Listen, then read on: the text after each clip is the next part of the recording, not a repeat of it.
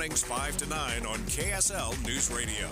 Do you have chirping smoke detectors? What's up, everybody? I'm Mike Wilson with Any Hour Services, and if you've ever experienced chirping smoke detectors, you already know how annoying it can be. A great first step to try and stop the chirping is to change the batteries. If the chirping continues, it's possible that your smoke detector has gone bad. As a matter of fact, a lot of people don't even realize that manufacturers recommend replacing the smoke detector altogether after 10 years. If you remove the smoke detector from the wall, on the back you should find a date of when it was made. Do a little math and you'll know how old it is. Now, Any Hour Services knows being a homeowner means you've got a list a mile long of things to do around the house, and check my electrical system probably isn't one of them. That's why we've put together this radio special for any homeowners listening. One of our licensed electricians will perform a comprehensive inspection of your electrical system that includes testing those smoke detectors and give you a full written report for only $29. But you have to mention this ad when you call. Call Any Hour Services to schedule at 801-443-7300. 801-443-7300. Any Hour Services. Nearly 70% of Utah's land is controlled by the federal government, severely limiting Utah's ability to actively manage and protect our natural resources. Our families, businesses, and communities know there's a better way. Utahns have been good stewards of our public lands for generations. That's why we're asking each and every Utahn to get informed, speak up, and learn more at standforourland.utah.gov. This is Todd Frayton's heart. He's begun his wellness journey. This is its sound on a treadmill, at a slight incline, on a stroll through the forest. And this is the heart of Maria Sanchez, his physician. What's it doing here? A lot, actually, because when we partner with you, we don't just offer a strategic plan and status updates. We put our hearts into it, beat for beat. We call it the power of we, Intermountain Health. A secure retirement just doesn't happen by accident. When that day comes, what's most important to you? Are you sure to have more money than month? What about unexpected medical costs? Do you want to leave something to the kids or the grandkids? I'm Jeff Jr. from Trajan Wealth, and I want you to know we specialize in these questions and can help make your retirement dream a reality with some of the highest guarantees in the business. Imagine getting up to a guaranteed 12% growth on your retirement income and up to a 30% bonus up front just for opening an account. If you have funds sitting idle in an old 401k or IRA, consider guaranteeing it to secure the peace of mind you deserve. Don't leave your financial security to chance. Take advantage of the highest guarantees I've seen in my career. Call Trajan today at 801-899-7600. That's 801-899-7600. Or visit us online at TrajanWealth.com. Annuity guarantees are based on the claims-paying ability of the issuing insurance company. Traffic and weather together, brought to you by Sinclair's Dino Pay app. Save up to 20 cents per gallon. And here's Heather Kelly. Well, we have a crash northbound I-15 in Utah County. This is right before the Pleasant Grove exit. The vehicles have been moved over to the right shoulder, but it was in traffic. And so your delays stretch all the way back to 800 north in Orem. Once you get past there, you're going to see more stop-and-go traffic from the point of the mountain all the way to 53rd South in Murray. Southbound I-15 out of Davis County looks pretty good. You've got good speeds from Ogden to Salt Lake and just a few other minor fender benders around the Salt Lake Valley. Revere Health encourages you to schedule your preventative care and annual checkups to help increase the potential to live your most healthy and active life. Revere Health, your partner in health, your partner in life. Heather Kelly in the KSL Traffic Center. We're looking at a sunny week. Today's high 80 degrees, but up to 90 by Wednesday. Right now it's 63 degrees. I'm Amanda Dixon from the KSL Common Spirit Health Studios. Listen online at kslnewsradio.com. We're Utah's news, traffic, and weather station. Dave and Dujanovic, your morning companions for talk, analysis, and key perspectives on Utah's biggest stories on KSL News Radio. We got word this morning of airstrikes in Lebanon, the Lebanon area. And now what's CNN's reporting, Dave, almost 300 killed, 1,000 wounded in those Israeli strikes on Lebanon. And we are going to continue keeping an eye on that development there this morning. Of course, this comes after last week's pager explosions and walkie-talkie explosions that you and I reported so heavily about last week. And before the strikes, Israel told these these areas to evacuate, that they were going to attack. But nevertheless, wounded in the thousands and deaths in the hundreds so far that we know of. It's 9:07. It's time for the launch. Sequence engaged. And here are 3 things that Debbie wants you to know. Countdown. 3. Here at home, the final pitch has gone out. It's been thrown at B's, at least the Salt Lake City Stadium. Of course, they're on the move to South Jordan next season. And a lot of fans were reminiscing after this weekend's games. I feel a little sad. I feel like this is so iconic, having it here. We have sat here and frozen to death on more opening days than I care to count. It's going to be a memory for me. And that's some of the problem, right, with baseball here in Utah is you have some brisk, cold springs. But it is. It's an end of an era. This was one of the most beautiful places to play baseball in the entire world. This is iconic. It's always at the top of the list. And now it's changing. The big question is it changing for the better? Countdown. 2. Get back to work. Well, at least get back to in-person work. During the peak of the pandemic, remote working exploded. It tripled in just a few years, up to the point that nearly 20% of people were working remotely. Isn't that wild? Yeah. Like 1 in 5 people were working remotely? Yeah, according to the U.S. Census. Well, now add Amazon to the list of major companies that are requiring people to get back to the office. It reminds me of what Elon Musk said. Get back to the office. They should pretend to work somewhere else. That's what he had tweeted back years ago. We're going to tell you also how common remote working is here in Utah. It is very high on the list. We rank very high for remote workers. Launch countdown. 1. They're getting to a deal, Dave.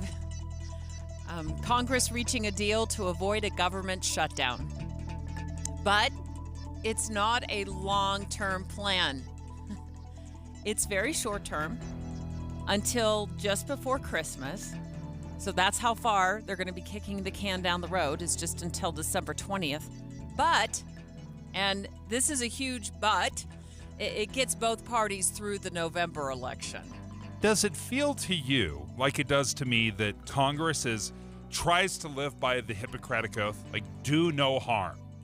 Do no good is not even on the table, but their idea is do no harm. Let's not shut down the government. It's running so smoothly as we can see every day.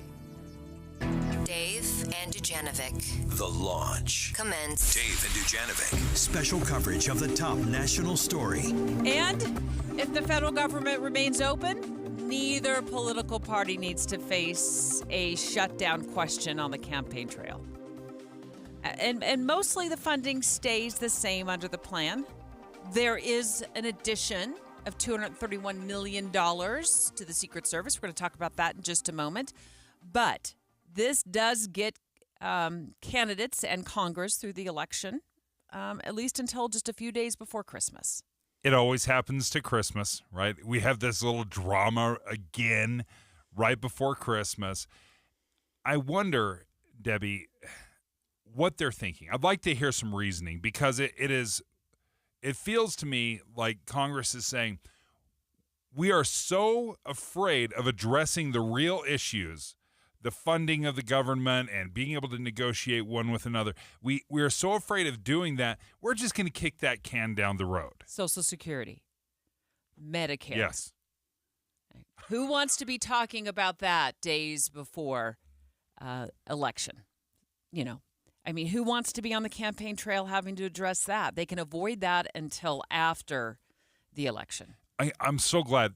The way you described that, it resonates with me because I thought, what a perfect time to demand that politicians address this. By kicking it down the road, you're not requiring either candidate, Trump or Harris, to take a firm stand and plan of how they're going to deal with this. Imagine if we shut down the government, wouldn't both candidates have to come out and say specifically, this is what we should do? This is what should happen. But by kicking it down the road, you just gave these two candidates the biggest pass of all time. There's no two people in America more grateful right now than those two candidates. You and I were sitting in the conference room planning today's show when we heard Boyd Matheson of Inside Sources take the microphone with Tim and Amanda about this during Utah's Morning News. I want to get your reaction to what Boyd told Tim and Amanda and our listeners this morning. Most of this, I will just remind everyone, is theater. This is a lot of theater so that everyone can go home and run and try to win the majority so that they're in control in the House. And I think Representative Thomas Massey, who's a very independent Republican from Kentucky, he said this is all just theater. And what we all need to ask ourselves when we go to vote is, are we electing thespians or are we electing leaders? Because we just keep having this same bad drama and this same bad play out every single year. It just plays out again and again and again. And one of the things that I loved about this when we were listening to Boyd is you think of Dr. Pepper, the second most popular soda in America right now. I drink one a day. You drink one. That's what you allow yourself. Diet, but I drink one a day. Do you go with any of the crazy flavors that they come out with? Yeah, the coconut cream, is that it? Yeah, they do. They do like strawberry cream soda. They come out with all these different flavors. Some are good, some are awful. Mm-hmm. Well, what we do in Congress, and by just passing these continual resolutions, is Dr. Pepper would come out with one of those crazy flavors, like coconut lime spicy vanilla. It tastes terrible. And they should not produce any more of the spicy coconut cream, vanilla, whatever weird flavor they have. But they just have to keep producing the same thing. That's what happens in government when we just keep saying, we're going to address this in December, and then we'll address it again in March. Well, we kick it down the road. We can't take the good ideas and make them better and throw more money to it. We just say, I know this program doesn't work. I know this is a bad idea, but we're just going to keep funding it. And that is exactly what is happening right now. We're not taking a serious look at government spending, which programs are working, which ones are not working, because we should throw more resources, throw more money at the good ideas, and then completely cut off the bad ideas. That is so simple. Everybody understands it except the U.S. government. Even Dr. Pepper will admit, okay, spicy lime vanilla latte is not the flavor we should go with. Well, maybe you'll love this idea. The funding bill that Congress is set to pass includes an additional $231 million or so for the Secret Service. Because they've done so well with the $3 billion they've currently had? No. This extra $230 million, this is going to let them do their job. Well, they'll have to boost the protection for the former president as he continues to be on the campaign trail after the second assassination plot attempt was foiled at his golf course. And we have more information on the number of cell phones found inside the suspect's car in that assassination plot of the former President Trump, the dates the suspect scoped out Trump's golf course. Oh, it just wasn't that day for the 12 hours that he sat there on the tree line of the golf course, and also the handwritten letter that he wrote. There is a lot of evidence that prosecutors unveiled this morning. We'll go in depth on that in 3 minutes. Dave and Dujanovic. A lot of us are filling our workdays with podcasts. When you're working, go to KSLNewsRadio.com. Click on Dave and Debbie's podcast and pick a topic and story length. Podcast with Dave and Debbie. Then get to work with KSL News Radio. Key stories are changing by the day. The air was unhealthy up and down the state. It's going to cost a lot more to keep the homeless warm this winter. Stories that affect family and community. The whole state has absenteeism rates that are higher than average. An appeal has already been filed to reinstate Amendment D. When you're in the car, KSL has updated info on where stories are going and what's changed. Get important breaking news each time you jump in the car. We have you covered. On KSL News Radio. Hi friends, Dan the Laptop Man here from PC Laptops. In celebration of over 32 years of serving humans in Utah with their computer and tech needs, we've slashed our prices. And these are the new 2025 models. Here's the deal. You can get our new 2025 S1 desktop with a blazing Ryzen 5 processor, 16 gigs of RAM, and over a terabyte of blazing fast storage on this promotion. We also have our new 2025 SM3 laptop with the Intel i5 processor, 16 gigs, and over a terabyte of storage for $999. You can take one home today for $999. And you also get the peace of mind of our lifetime service warranty. We also have 12 months special financing available, and they start as low as $29 a month. But hurry in because supplies are limited. Because at PC Laptops, we love you. PCLaptops.com. Take home a blazing fast 2025 model desktop or laptop for $999 at PCLaptops.com. I'm Salt Lake County Mayor Jenny Wilson. You deserve a county government that protects your tax dollars. That's why every budget passed while I've been mayor has been balanced and earned bipartisan support. We've even protected the county's elite AAA bond rating, which saves you money. As your county mayor, I'm trying to make things a little easier for you and your family. We've got more difficult choices ahead of us, but I promise I'll never stop fighting for Salt Lake County families. Go to wilsonformayor.com to learn more. Paid for by Wilson for Mayor. Hey, pet parents. With Progressive's collision coverage, you get extra protection for your cat or dog, because there's nothing worse than seeing your pet hurt. Like when you see their face after accidentally stepping on their tail, and you say, "I'm so sorry, Mr. Pickles." But as you kiss his nose and rub his little belly welly, you know Mr. Pickles is thinking, "You betrayed me." Anywho, Progressive pays up to $1,000 in vet bills if your pet is injured in an auto accident. Learn more at Progressive.com and watch where you step. Progressive Casualty Insurance Company and Affiliates. Collision coverage subject to policy terms. Not available in all states. Hi, I'm Rachel, and I have a serious heart condition called hypertrophic cardiomyopathy, or HCM. Some symptoms include being short of breath, feeling tired, or having dizziness or chest pain. I still had symptoms on my beta blocker, so I asked my cardiologist about any treatment advances.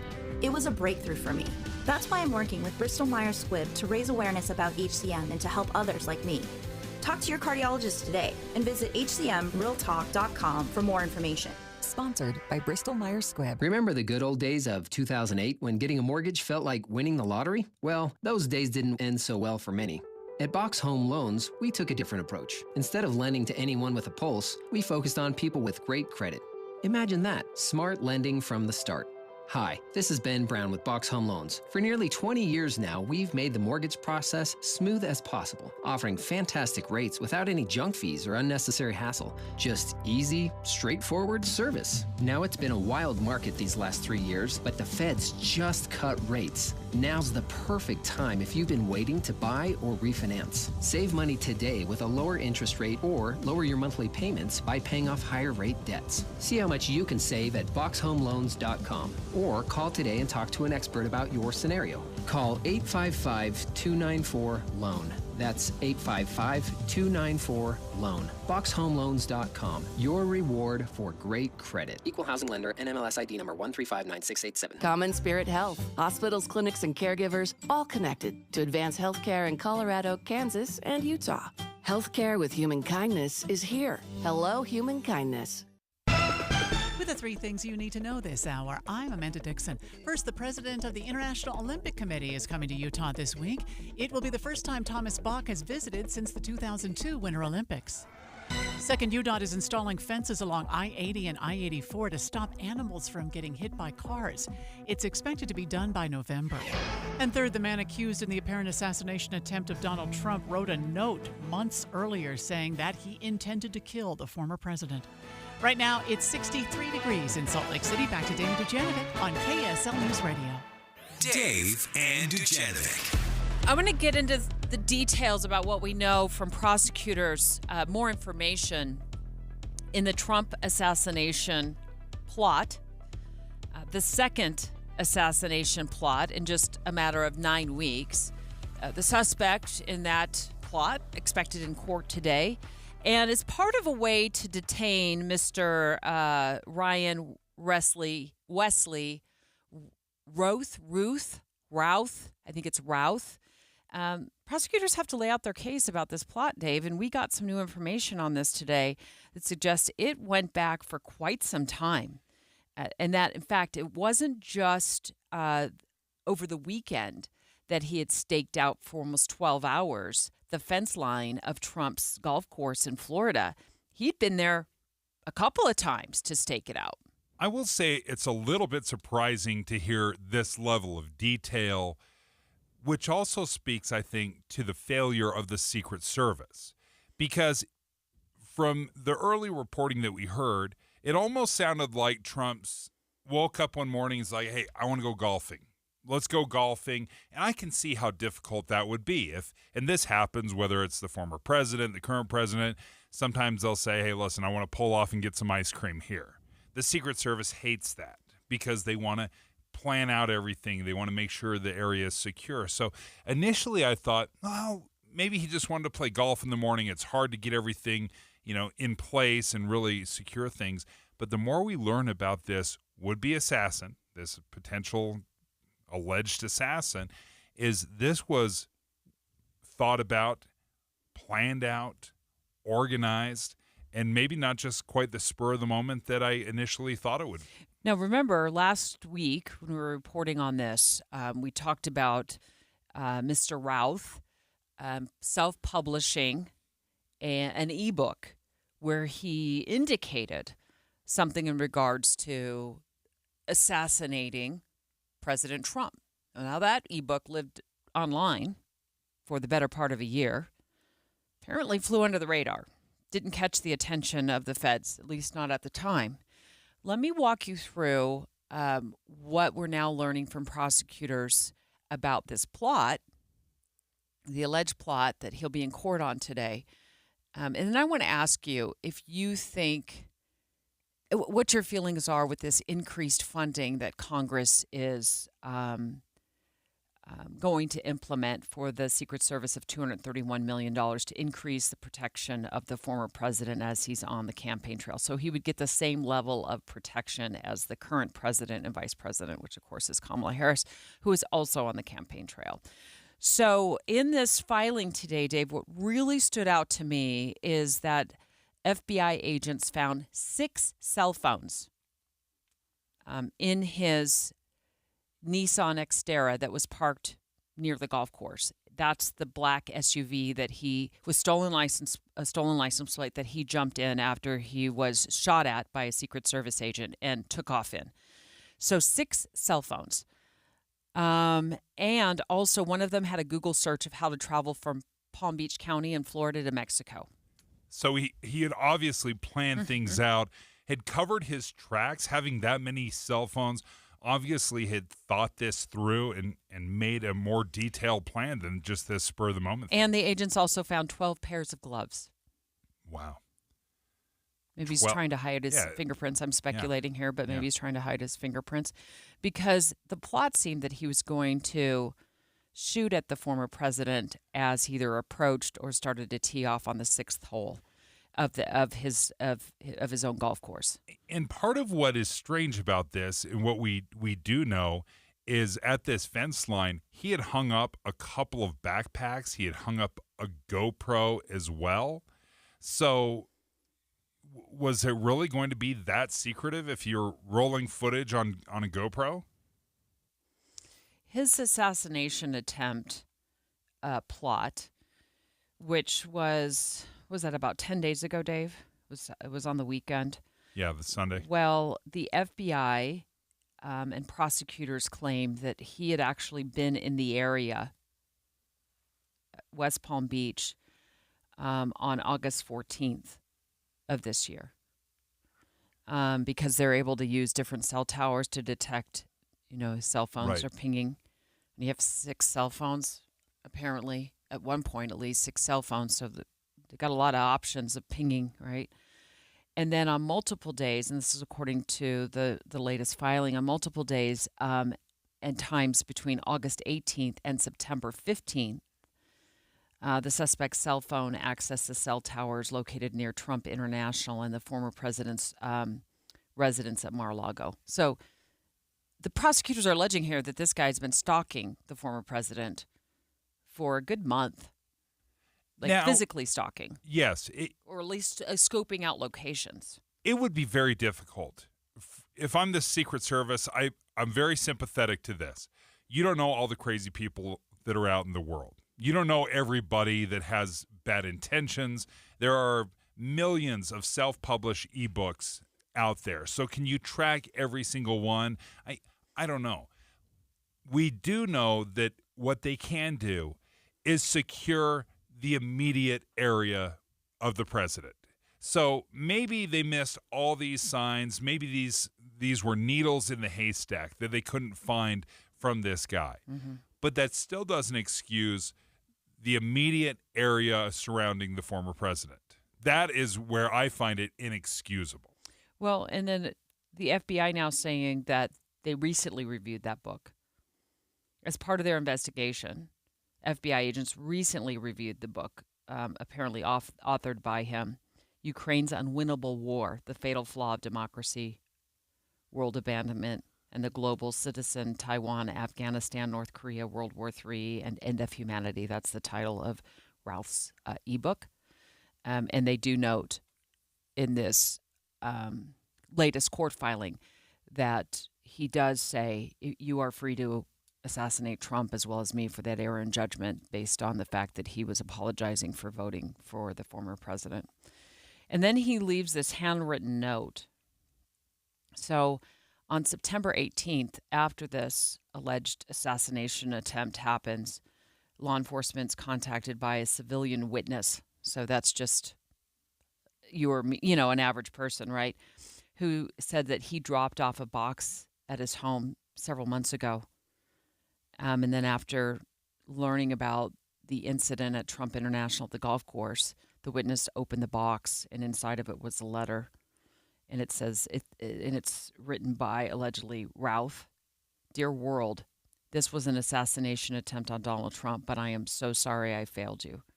I tried my best and gave it my all the gumption I could muster. It's up to you now to finish the job. And I will offer $150,000 to whomever can complete the job.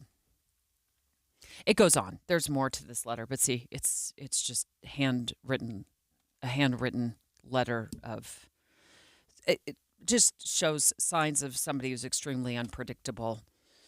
And we haven't gotten official word on any sort of mental health situation involving this suspect, but he went to this area multiple times, according to the FBI, to scope it out.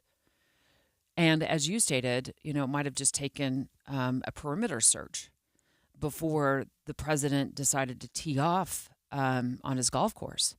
What is your thought now after seeing this about this additional $231 million in funding that's set to go to the Secret Service as part of this latest funding package from Congress? If it genuinely is a funding thing, great. Then awesome. Throw more money at the Secret Service. This isn't the time to worry about budgets. It's a time to make sure everybody is safe, that Trump is safe, that Kamala Harris is safe, that President Biden's safe. Sure, empty the budget. I'm fine with that. I'm also not convinced at all that $231 million is the difference between success and failure with the Secret Service. They have a budget of $3 billion, and they've had two highest profile failures that we can remember. So does it just need a few more dollars thrown their way? No, of course not. There are problems far deeper than funding, and I think the funding issue, it's a dog whistle. 9:30 at KSL News Radio. I'm Amanda Dixon. Our top story this hour, the Utah Hockey Club got their first preseason win last night and are now getting ready to host their first preseason game at the Delta Center. Dylan Gunther notched a goal in their 5-3 win over St. Louis. He tells KSL Sports he's excited to see what the arena looks like tonight. The state is super welcoming and they're super excited to have us, as are we. The facilities are awesome. The support's been awesome, and I'm excited to see, what the game's. Utah will be taking on the LA Kings at 7 o'clock. You can listen to it live on the KSL Sports Zone. The president of the International Olympic Committee is coming to Utah this week. It will be the first time Thomas Bach has visited since the 2002 Winter Olympics. He will be here this weekend touring several of Utah's Olympic venues and meeting with organizers of the recently awarded 2034 Games. Our top national story this hour from ABC News. The Israeli military says they are conducting extensive strikes on Lebanon. In a video message, Israeli military spokesman Rear Admiral Daniel Hagari warned residents of southern Lebanon to immediately move away from areas where Hezbollah had installed rocket launchers, especially inside homes. The IDF will engage in extensive, precise strikes against terror targets which have been embedded widely throughout Lebanon. The wave of airstrikes comes after a tense day in which Hezbollah fired more than 100 rockets into northern Israel, with some landing near the city of Haifa. Your money at this moment, the Dow right now up 58 points. We're at 42,121. Coming up, sunny and warm today. KSL weather is next. KSL News Time, 9:32. Here's a way to get breaking news updates anywhere you go. At the store or in a work meeting, you can get breaking news on your phone. You can quickly read it, swipe, or click for more. It's super discreet, super fast. That's the app for KSL News Radio. Paid for by government. Did you hear? A secret hoard of 1932 $10 gold Indian coins have been found. These gorgeous 1932 gold coins are as bright and shiny as the day they were struck, and less than 200 of these gold coins are available. Coin experts are calling the secret U.S. gold coin discovery a once-in-a-lifetime opportunity, and you can own a piece of the hoard. When you call, you are guaranteed a 1932 dated gold coin featuring Lady Liberty with an Indian war headdress and a majestic eagle. With limited availability, you must call now. These 1932 dated gold coins are still in uncirculated condition with brilliant luster. That is 92 years of history you can hold in your hand. To learn more, call 1-800-495-6468. Call now and you'll receive a free bonus over a $55 value free with every order. Call 1-800-495-6468 now to secure your 1932 $10 gold Indian coins before they sell out. Don't wait. You must act fast. Call now. At KSL News Radio, we have a 30-year legacy of honoring Utah teachers, but we can't do it without your help. Please tell us about an important teacher in your life on a KSL Teacher Tribute Wall presented by Cypress Credit Union. Each month, one lucky teacher wins a $500 gift card from Cypress Credit Union, a $250 gift card to Harmon's, plus season tickets to Hale Center Theater. Say thanks to your teacher today at kslnewsradio.com/teacher from Cypress Credit Union and KSL News Radio. Have you ever wondered, what's the difference between musical theater and opera? After all, when the curtain rises, they both tell dramatic stories using gorgeous sets and costumes, and both feature talented artists and melodies that will get stuck in your head. But you'll hear the difference. At Utah Opera, breathtaking voices combine with your Utah Symphony to create a musical experience unlike any other. This October, join us for audience favorite Sweeney Todd. Tickets start at $21 at utahopera.org. Traffic and weather together, brought to you by Sinclair's Dino Pay app. Save up to 20 cents per gallon. And here's Heather Kelly. We're looking pretty good right now throughout the Wasatch Front, especially if you're in Weber, Davis, and Salt Lake counties. Traffic is returning to normal. But if you're in Utah County, southbound I-15, we've got a pretty bad crash right at the on-ramp to go to Pleasant Grove Boulevard. And it is blocking 2 right lanes of traffic getting to that ramp. So I can't tell if it's completely closed yet or not, but everybody's having to move over into the left lanes, and that is backing traffic up into American Fork. And then you've got people northbound going through that area, kind of rubbernecking, so they're slowing down between Linden and Pleasant Grove as well. Every 3 hours, a person or vehicle is hit by a train. Utah Rail Safety Week is Monday, September 23rd to Sunday, September 29th. Learn more at utahoperationlifesaver.org. Heather Kelly in the KSL Traffic Center. We're looking at a sunny week. Today's high 80 degrees, 83 tomorrow, 90 on Wednesday. Right now it's 63 degrees. I'm Amanda Dixon from the KSL Common Spirit Health Studios. Listen online at kslnewsradio.com. We're Utah's news, traffic, and weather station. Dave and Dujanovic, your morning companions for talk, analysis, and key perspectives on Utah's biggest stories on KSL News Radio.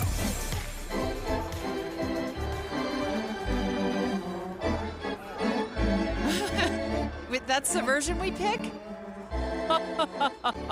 Oh, I love the organ. I love the baseball organ.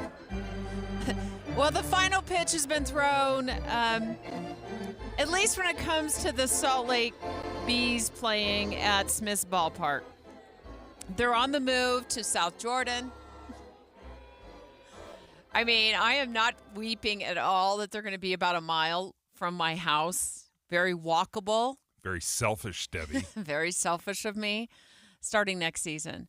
But for now, the question a lot of people in the area are wondering is what happens now that the Bees are moving south? Because they've been there since 1994. And even before that, I mean, we've had such a rich history with the Salt Lake Trappers, going back to the goals. We have had baseball essentially downtown Salt Lake for forever.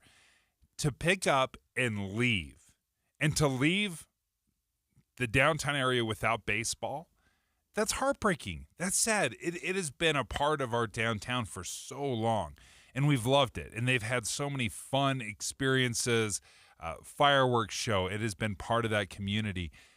And, yeah, packing up and moving away, that's a big deal. And I think we need to acknowledge that this is a massive loss for Salt Lake. Amy Hawkins, the Ballpark Community Council Chair. How are you guys feeling this morning?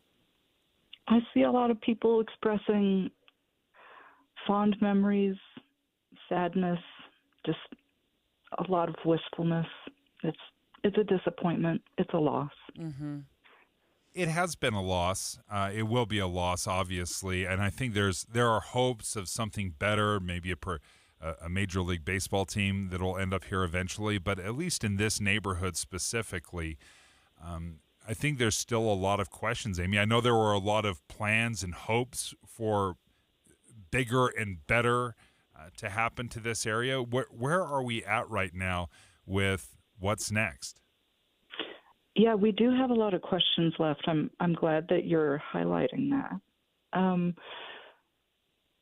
We've been engaging with the city on plans for the neighborhood since at least fall 2020, when it was announced that we needed to create a station area plan around the ballpark track station. At that time, there was no discussion with the neighborhood that the ballpark, Smith's Ballpark, would ever be used for anything other than the Salt Lake Bees. And then in January 2023, it was announced that the Bees were moving to Daybreak. At that time, we were told by Mayor Erin Mendenhall that given that the Bees had 2 more seasons at the ballpark, that she was confident that we'd be able to break ground on a new use in fall of 2024. That is not happening. We've been given an updated timeline that the best estimate right now is that we could expect breaking ground on a new long-term use in 2 years. So folks have a lot of questions about what is going to happen in between now and then. We think the youth baseball team is in negotiations to use the stadium for 2025.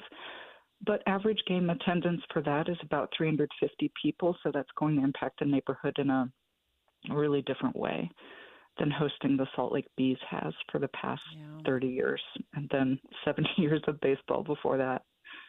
And a fraction of the games as well in college. Exactly. It is just a fraction of the games. Amy Hawkins is the Ballpark Community Council Chair. We've asked her to join the show today because the Bees have thrown out the last pitch at Smith's Ballpark. If you're new to the area and you're not familiar with the area we're talking about, it's near downtown Salt Lake City at 13 South between West Temple and Main Street, and it's been announced quite a while ago that the Bees would be leaving and heading south to throw out the first pitch at their new stadium in the Daybreak area of South Jordan, starting in the spring of next year. And what is your concern then as that stadium in your neighborhood, Amy, gets a little lonelier over the next couple of years? Well, we're definitely concerned about the timeline continuing to be pushed later and later. We would love to see an active intermediate use. We don't have a lot of green space, a lot of public park space in this neighborhood. This neighborhood's becoming increasingly dense. Some folks have talked about, is there a way that we can access that public park space and use it for events or just recreation? Personally, I wish that they would just throw a pickle in front of all the ballpark signs and throw down a bunch of pickleball courts. I think that would be a real nice way to now activate we the are area. talking, Amy. Dave's on board. I'm all about the pickleball courts. But when this was first announced, and again, this was stinging how quickly it happened that the bees were going to pack up, move down south. But there was initially a $100 million proposed public-private investment into the ballpark neighborhood from the Millers who own the bees. So there was this $100 million out there. They were going to try to raise money and make this huge investment. Do you have, again, any clearer idea of what's going to go there? Because if you're pitching pickleball courts, $100 million would certainly pay for that. Yeah, I feel what you're saying there. But what we've been told about this fund, and to be clear, the Millers didn't say that they were going to donate the full $100 million themselves. They started the fund with a $22 million donation. That other $78 million is supposed to come from elsewhere. Perhaps from government partial funding, other funds being raised elsewhere from private companies or individuals? It's just not clear. I mean, I think the idea was that there would be other big philanthropic interests that would donate, but that was supposed to go. What we're being told is that those funds are envisioned to go more towards services rather than and investments in what we call human capital rather than actual, structures and physical development. So what that means is still not completely clear. We do have other resources that serve human capital in the neighborhood. We're immediately adjacent to Salt Lake City Community College and Horizonte High School, which serves a really diverse student body.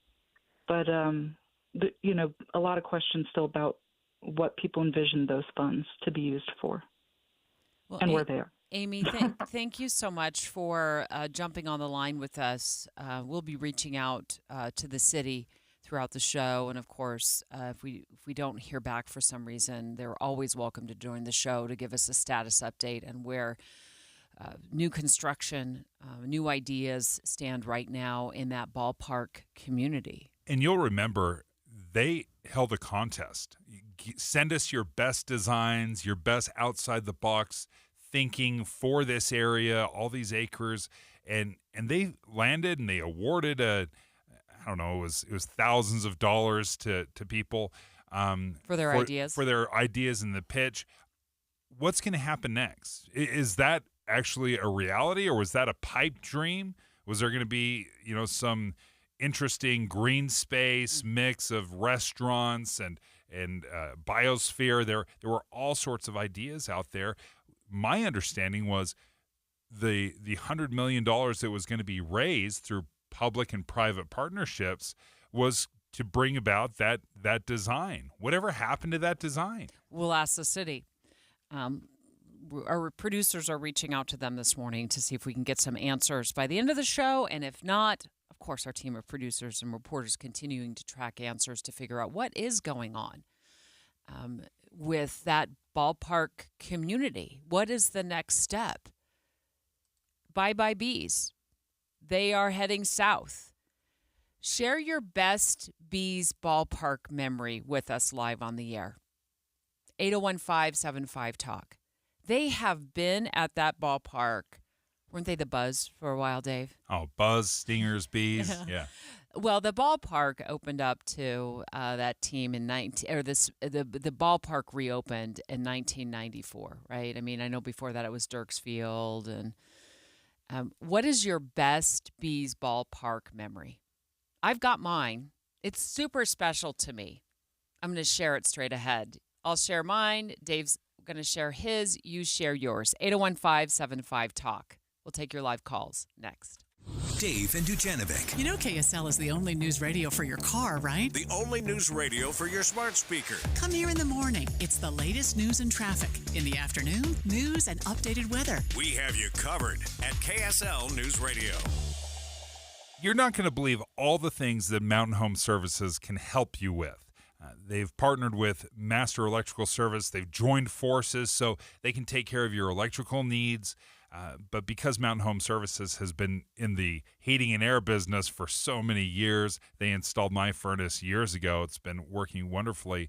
Now they're expanding even more into fireplaces. That's right. And this is just in time for the cozy holiday weather. I know you need that new fireplace. You've been talking about that gas fireplace in your front room, in your basement. Wherever you need it, Master Electrical and Mountain Home Services are teaming up to bring you the perfect fireplace for winter. Yeah, because they're going to come in, they're going to talk to you about what your needs are, what your hopes are. Do you just want a little ambiance, or do you want something that will heat your entire house? They are the experts. They know exactly what they can help you pick out, something that is beautiful and that will serve your family as well. And it all comes with that upfront pricing guarantee that Dave and I have been talking about for months now. That upfront pricing guarantee means that the price they quote you at the front end of the job is the price you pay when the job is done. Make sure you check out Mountain Home Services by going to their website, mountainhomeutah.com. That's mountainhomeutah.com. Or you can call them, 801-543-2222. Again, 801-543-2222. Hi, it's Julie inviting you to come to Logan for Funky Fall Fun. Let me tell you about 2 huge festivals in one weekend, September 27th and 28th. Bring your whole herd to the Cache Valley Cheese and Dairy Festival Friday and Saturday. Free samples, live music, kids activities, food trucks, and a tri-tip dinner Friday night. Workshops on gourmet cheese tasting and chocolate tasting, making charcuterie boards, how to crack a giant wheel of cheese, and more. Saturday only is the second annual Center Street Giant Pumpkin Festival. These ain't your mama's pumpkins. They tip the scales at more than 1,600 pounds. Watch professional carvers whittle away 300-pound pumpkins. Family scavenger hunt, activities for kids, pumpkin and harvest-featured foods, a beer garden. Music, dancing, more than 100 vendors and more. The drive is gorgeous and the temperatures are perfect. Get a hotel and get moving to Logan for Funky Fall Fun. ExploreLogan.com/fall. ExploreLogan.com/fall. Tommy! I can't wait for golf this weekend, huh, buddy? Time flies. Love you, man. Oh, don't forget your knee brace again. We aren't in college anymore. Moments together matter, so help protect yourself from RSV. If you're 75 or older or 60 plus with a chronic condition like asthma, COPD, heart disease, or severe diabetes, you're at higher risk of landing in the hospital from RSV, and there are no prescription RSV treatments. Check eligibility and schedule your RSV vaccine at vaxassist.com. Sponsored by Pfizer.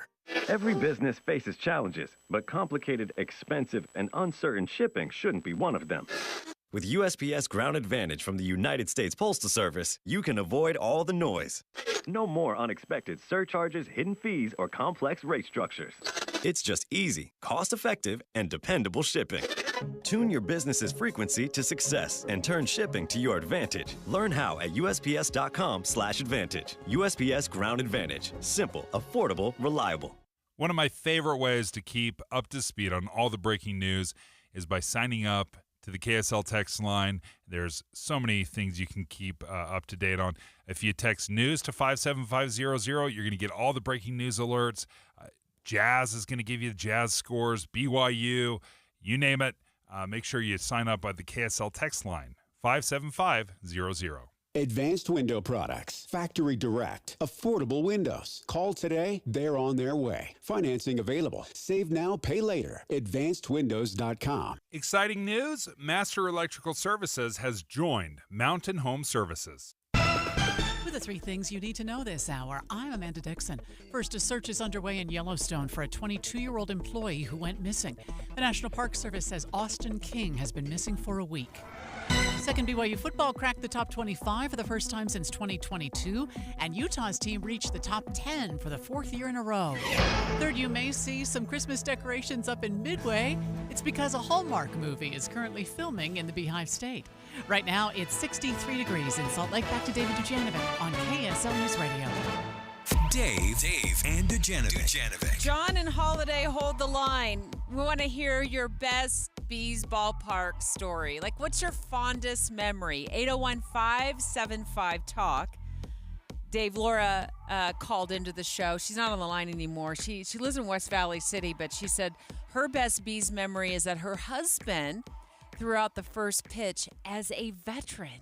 It's one of the greatest things we do in sports. I can't think of anything that compares to the first pitch in baseball. Mm-hmm. I love it. We bring so many different people out there. It is exciting. It's exhilarating. You and I had a chance to throw out a first pitch at Bees Ballpark when we first started this show. Did it was you one-hop amazing. I threw it behind my back. I threw a trick pitch for a strike. Well, as you probably know by now, the Bees are heading south to South Jordan. They'll kick off their 2025 season at their new Daybreak. I was going to say golf course. Ballpark. I drove by that all the time. I can see the progress. It's happening out there. But they've wrapped up playing at 13th South here between West Temple and Main Street, which they've been playing at forever. I mean, just forever. So we've asked our listeners, let's just have a walk down memory lane this morning as a shout out to the Bees playing in the downtown area and sharing our memories. So hi, John. Hey, how you doing, guys? Good. What's your fondest memory? So fondest memory is my daughter got to sing the national anthem. It was pretty awesome. What? That's awesome. Out in the center of the field, singing in front of everybody. So she was nervous, but she had a great time. I was going to ask, was she nervous? Because I get nervous for those that are going to sing the national anthem. I think it's spectacular, but I get so nervous for them. Yeah, no, she was nervous, but she knew all the words and got through it. Success. How did she get picked? I've always wondered if I could audition. You can go down and audition, and they take a group of people, and then they choose the ones that they think will be the best. Super cool, John. That's wonderful. Yep. How old was she when she did it? She was probably 25. Nice. What a great memory. I love the national anthem before sporting events. I love the first pitch. Baseball really leans into, maybe because it's just a very slow, chill atmosphere compared to all other sporting events, but it kind of leaves itself open for this kind of community involvement, and I love that. We just spoke a moment ago to Amy Hawkins, who is kind of in charge of the community council in that area, and I asked her how she's feeling this morning now that the Bees are officially gone from the ballpark. I see a lot of people expressing fond memories, sadness, just a lot of wistfulness. It's a disappointment. It's a loss. Mm-hmm. On our Facebook page, Brandon says my grandparents, his fondest memory is taking him to the Trappers games. So, the Trappers before the Bees played there, and Amy, who lives in that area, points out, what a loss it is for the community, Dave. How could it not be? Right? You take it for granted as well. I will say this, because we've been going since day one. We've loved minor league baseball. I won't say we are season ticket folks, but we would go every single year, to several games. I'd take my entire Little League baseball team to a Bees game every year. Coaching? Yeah, when I was coaching, Nice. That was one of the things we did. The kids looked forward to it. We loved it. What a coach. That's awesome. I will say we have not invested. We did not invest in that area enough. We didn't invest in it enough as a community. We didn't invest enough in it from a city perspective. Just think, when you went out there, how many restaurants were there?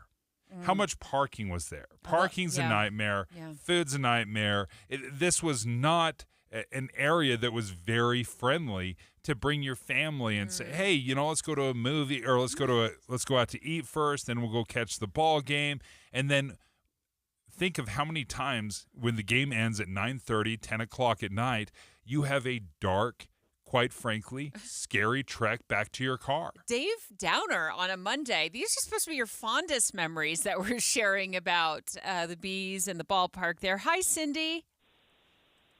Hi, how are you? Good. Can you keep it upbeat for us? What's your fondest memory of Smith's Ballpark? Absolutely. My very first year teaching, I actually did an internship teaching junior high school, which means you teach all day in lieu of student teaching, and you do it for a half salary. And it was wonderful, but exhausting and stressful, and the learning curve was steep. And there were 3 of us that year that were interns at our junior high school here in Utah County. And to get through the week, we would go to the Bees games on Friday nights. Nice. And just let all of that stress go and go up to the ballpark and grab a hot dog and sit outside and enjoy the fresh air in the game. And it helped kind of regenerate us so that we could go back and be on top of our game for the kids for the next week. And it was just a wonderful year. Yeah. That's awesome. Thank you so much for sharing that, Cindy. I love going to baseball games. I often went by myself. Just went by myself. I love hanging out with my girlfriends, but when you don't understand baseball, I'm not taking you to the baseball game. I cannot explain foul balls.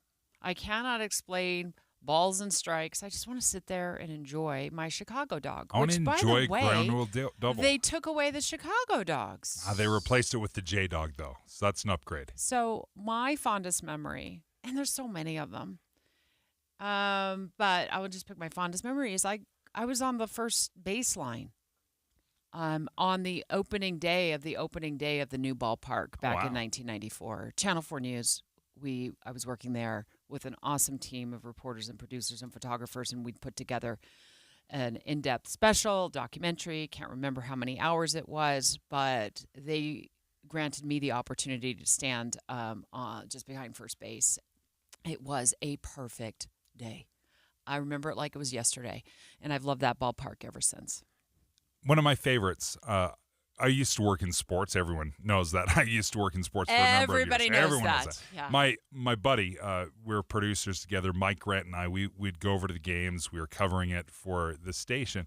But we were watching the game, and I remember bases loaded, no outs. Bees were in all sorts of trouble. I turned to Mike, and I'm like, Mike, have you ever seen a triple play? He's like, no, I've never seen a triple play. The very next pitch, stop it, triple play. That's awesome. It was unbelievable. We are standing up. We're hugging each other like, this was meant to be. You're welcome. We called it. It was incredible. But as much as I love the experience, I love the baseball. I'm truly a baseball fan, and losing AAA baseball, which is just one step below the major leagues, you saw some of the best players in the world. You would have Kirby Puckett and David Ortiz, some of the all-time great players come through. Mike Trout for a heartbeat. C.J. Cron. Yeah, C.J. Cron. C.J. played here. There are so many great players that came. The baseball was outstanding, and I'm going to miss that level of excellence. That's what I'm going to miss most. You just have to come out to Daybreak. Road trip. They're still going to be in Salt Lake County. They're just going to be walkable from my house, David. Dinner at Deb's. KSL FM Midvale. KSL Salt Lake City. From the KSL Common Spirit Health Studios, this is KSL News Radio. Utah's news, traffic, and weather station. It's 10 o'clock at KSL News Radio. I'm Dan Bomas. KSL's top story this hour. The Alpine School District has begun looking into the possibility of closing Windsor Elementary School in Orem and Linden Elementary School. This is happening while voters in 10 cities are deciding whether or not they'll split from the district and form their own. Board member Ada Wilson voted in favor of the proposal, said this about Linden Elementary. We do owe this community a study because this is one of our older buildings which has historically had problems, and I think they deserve better. One board member voted against the study because one school hosts a dual language immersion program. and another has a learning lab for gifted students. He doesn't think there will be enough room in another school to continue them. Our top national story this hour from ABC News. Cars made in the United States would not be allowed to use cameras, microphones, or software made in China under new rules proposed by the Commerce Department. The software ban applies to cars built for the 2027 model year and beyond, with a deadline of 2030 for the hardware. Your money at this moment, the Dow Jones average now up on the day, but just barely, 11 points. The NASDAQ is up 49. And our KSL weather. Beautiful sunny day today. That's next. KSL News Time 10:01. News doesn't just mean information or dates. It's the story of our local history being told in real time. Be a part of the story. This is Tim Hughes and Amanda Dixon. We hope to be a part of your story. We have you covered on KSL News Radio. The Salt Lake Chamber is Utah's voice for business. Okay, that sounds great, but what does it really mean? Well, as Utah's largest and longest-standing business association, they support and champion community prosperity throughout the state. And if you're in business, well, that's a very good thing for you. Be sure to listen to the Chamber's Speaking on Business, weekdays at 7:20, 11:55, and 5:20 p.m. on KSL News Radio. Everywhere you look, things are getting more expensive. So at Consumer Cellular, we're lowering the price for those 50 and up. Now you can get unlimited talk, text, and data for $30 a line when you buy two. That's just $60 a month for 2 unlimited lines. So if you're 50 and up, make the switch and save. Come on, you've earned this. Call 1-888-FREEDOM or visit consumercellular.com today. Requires 2 lines of service, age validation, and credit approval, subject to system and area limits, taxes, and other fees apply. Mom, meet Sarah. From first-time Nana moments. Yeah, welcome to Flight 101. To annual girls trip moments. Your can't-miss moments are worth protecting against RSV. If you're 75 or older or 60 plus with a chronic condition like asthma, COPD, heart disease, or severe diabetes, you're at higher risk of landing in the hospital from RSV. And there are no prescription RSV treatments. Check eligibility and schedule your RSV vaccine at vaxassist.com.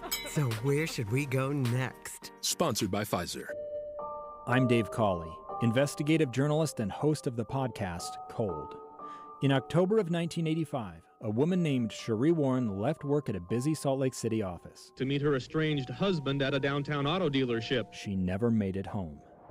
Cherie's car surfaced weeks later in Las Vegas. In the parking lot of a hotel casino. No one knows how it got there. Strange. It was strange. Both Cherie's estranged husband and her boyfriend raised suspicion for investigators. I kind of thought that he might have done something. But no arrests were ever made. In Cold Season 3, we dig into double lives, make new connections in the case, and examine the difficulty raised by reasonable doubt. We want answers just as much as anyone else. They have creeps like that now too, so nothing's changed. That's the new Cold Season 3, The Search for Cherie, now available anywhere you get your podcasts. Traffic and weather together, brought to you by Sinclair's DinoPay app. Save up to 20 cents per gallon. And here's Heather Kelly. We still have slowing southbound I-15 in Utah County. This is just as you leave 5th East and American Fork down to the Pleasant Grove exit. It's due to a crash, still blocking the right lane and shoulder right before you get to that exit. So that's what's keeping things at a crawl.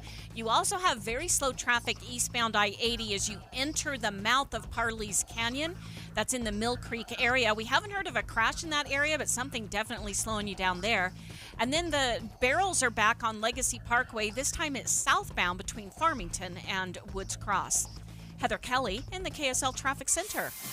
Mostly sunny skies with a high around 80 today, up to 90 by Wednesday.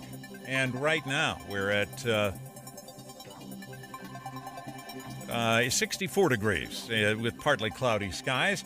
I'm Dan Bomas from the KSL Common Spirit Health Studios. Listen online at kslnewsradio.com for Utah's news, traffic, and weather station. Dave and Dujanovic, your morning companions for talk, analysis, and key perspectives on Utah's biggest stories on KSL News Radio. Is it fair to say it's one of the biggest companies in the world, Dave? Yep. Walmart. Amazon. Explaining in a lengthy memo that Dave has been poring over why its employees need to get back to the workplace, the actual in-person office, quit remote working, and get back to the office 5 days a week. And one of the many reasons that this memo lays out for its employees, it really caught Dave's attention, is creativity. Creativity. That was I always think productivity, right? That's where my mind immediately goes. Hey, are you doing your job? Are you getting everything done? But when they were explaining it, they talked about the need and the importance of invention, of creativity, of bouncing ideas off your coworker and having this free-flowing conversation that, quite frankly, is very difficult over a Teams call. If anyone has ever tried to talk over each other in real life, that's one thing. It's impossible on a Teams call. Teams calls, too, or Zoom calls, however you do it, there's a window of time, and then everybody disconnects. And then you get back on your little work hamster wheel, as I call it, and you get going on your project.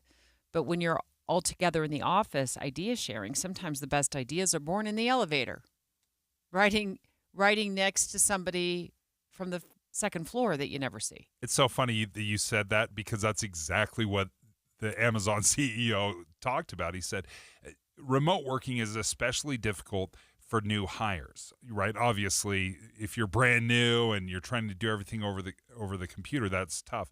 But he also talked about how much easier it is when you're all together in person. If there is a meeting and you have a little question or you're like, I'm not sure, like, what's going on, he said it's easier to ask ad hoc questions on the way to lunch, in the elevator, or down the hallway, instead of instant messaging or setting up a time or sending a Teams note to somebody. It's just easier to have these free-flowing conversations like, hey, when I made that comment, it seemed like so-and-so had a real problem with that. What was your read on it? That's so much easier to do in person as you're walking down the hallway than trying to escalate it to, we need to have a meeting about something that was said about somebody else, and you make it a bigger deal than it is. I want to get back to the new hires and what the CEO of Amazon is saying about how this will help new hires. What was your read on that part of his memo, Dave? I think he described it well. He says when you're in person, people tend to be more engaged, observant, and attuned to what's happening. And when you're that new hire, how crucial is that? Because you can't read everything about your job. A lot of it you need to observe. You need to see the way things are done. You need to see what the culture is, what the expectations are. And a lot of that learning is observational.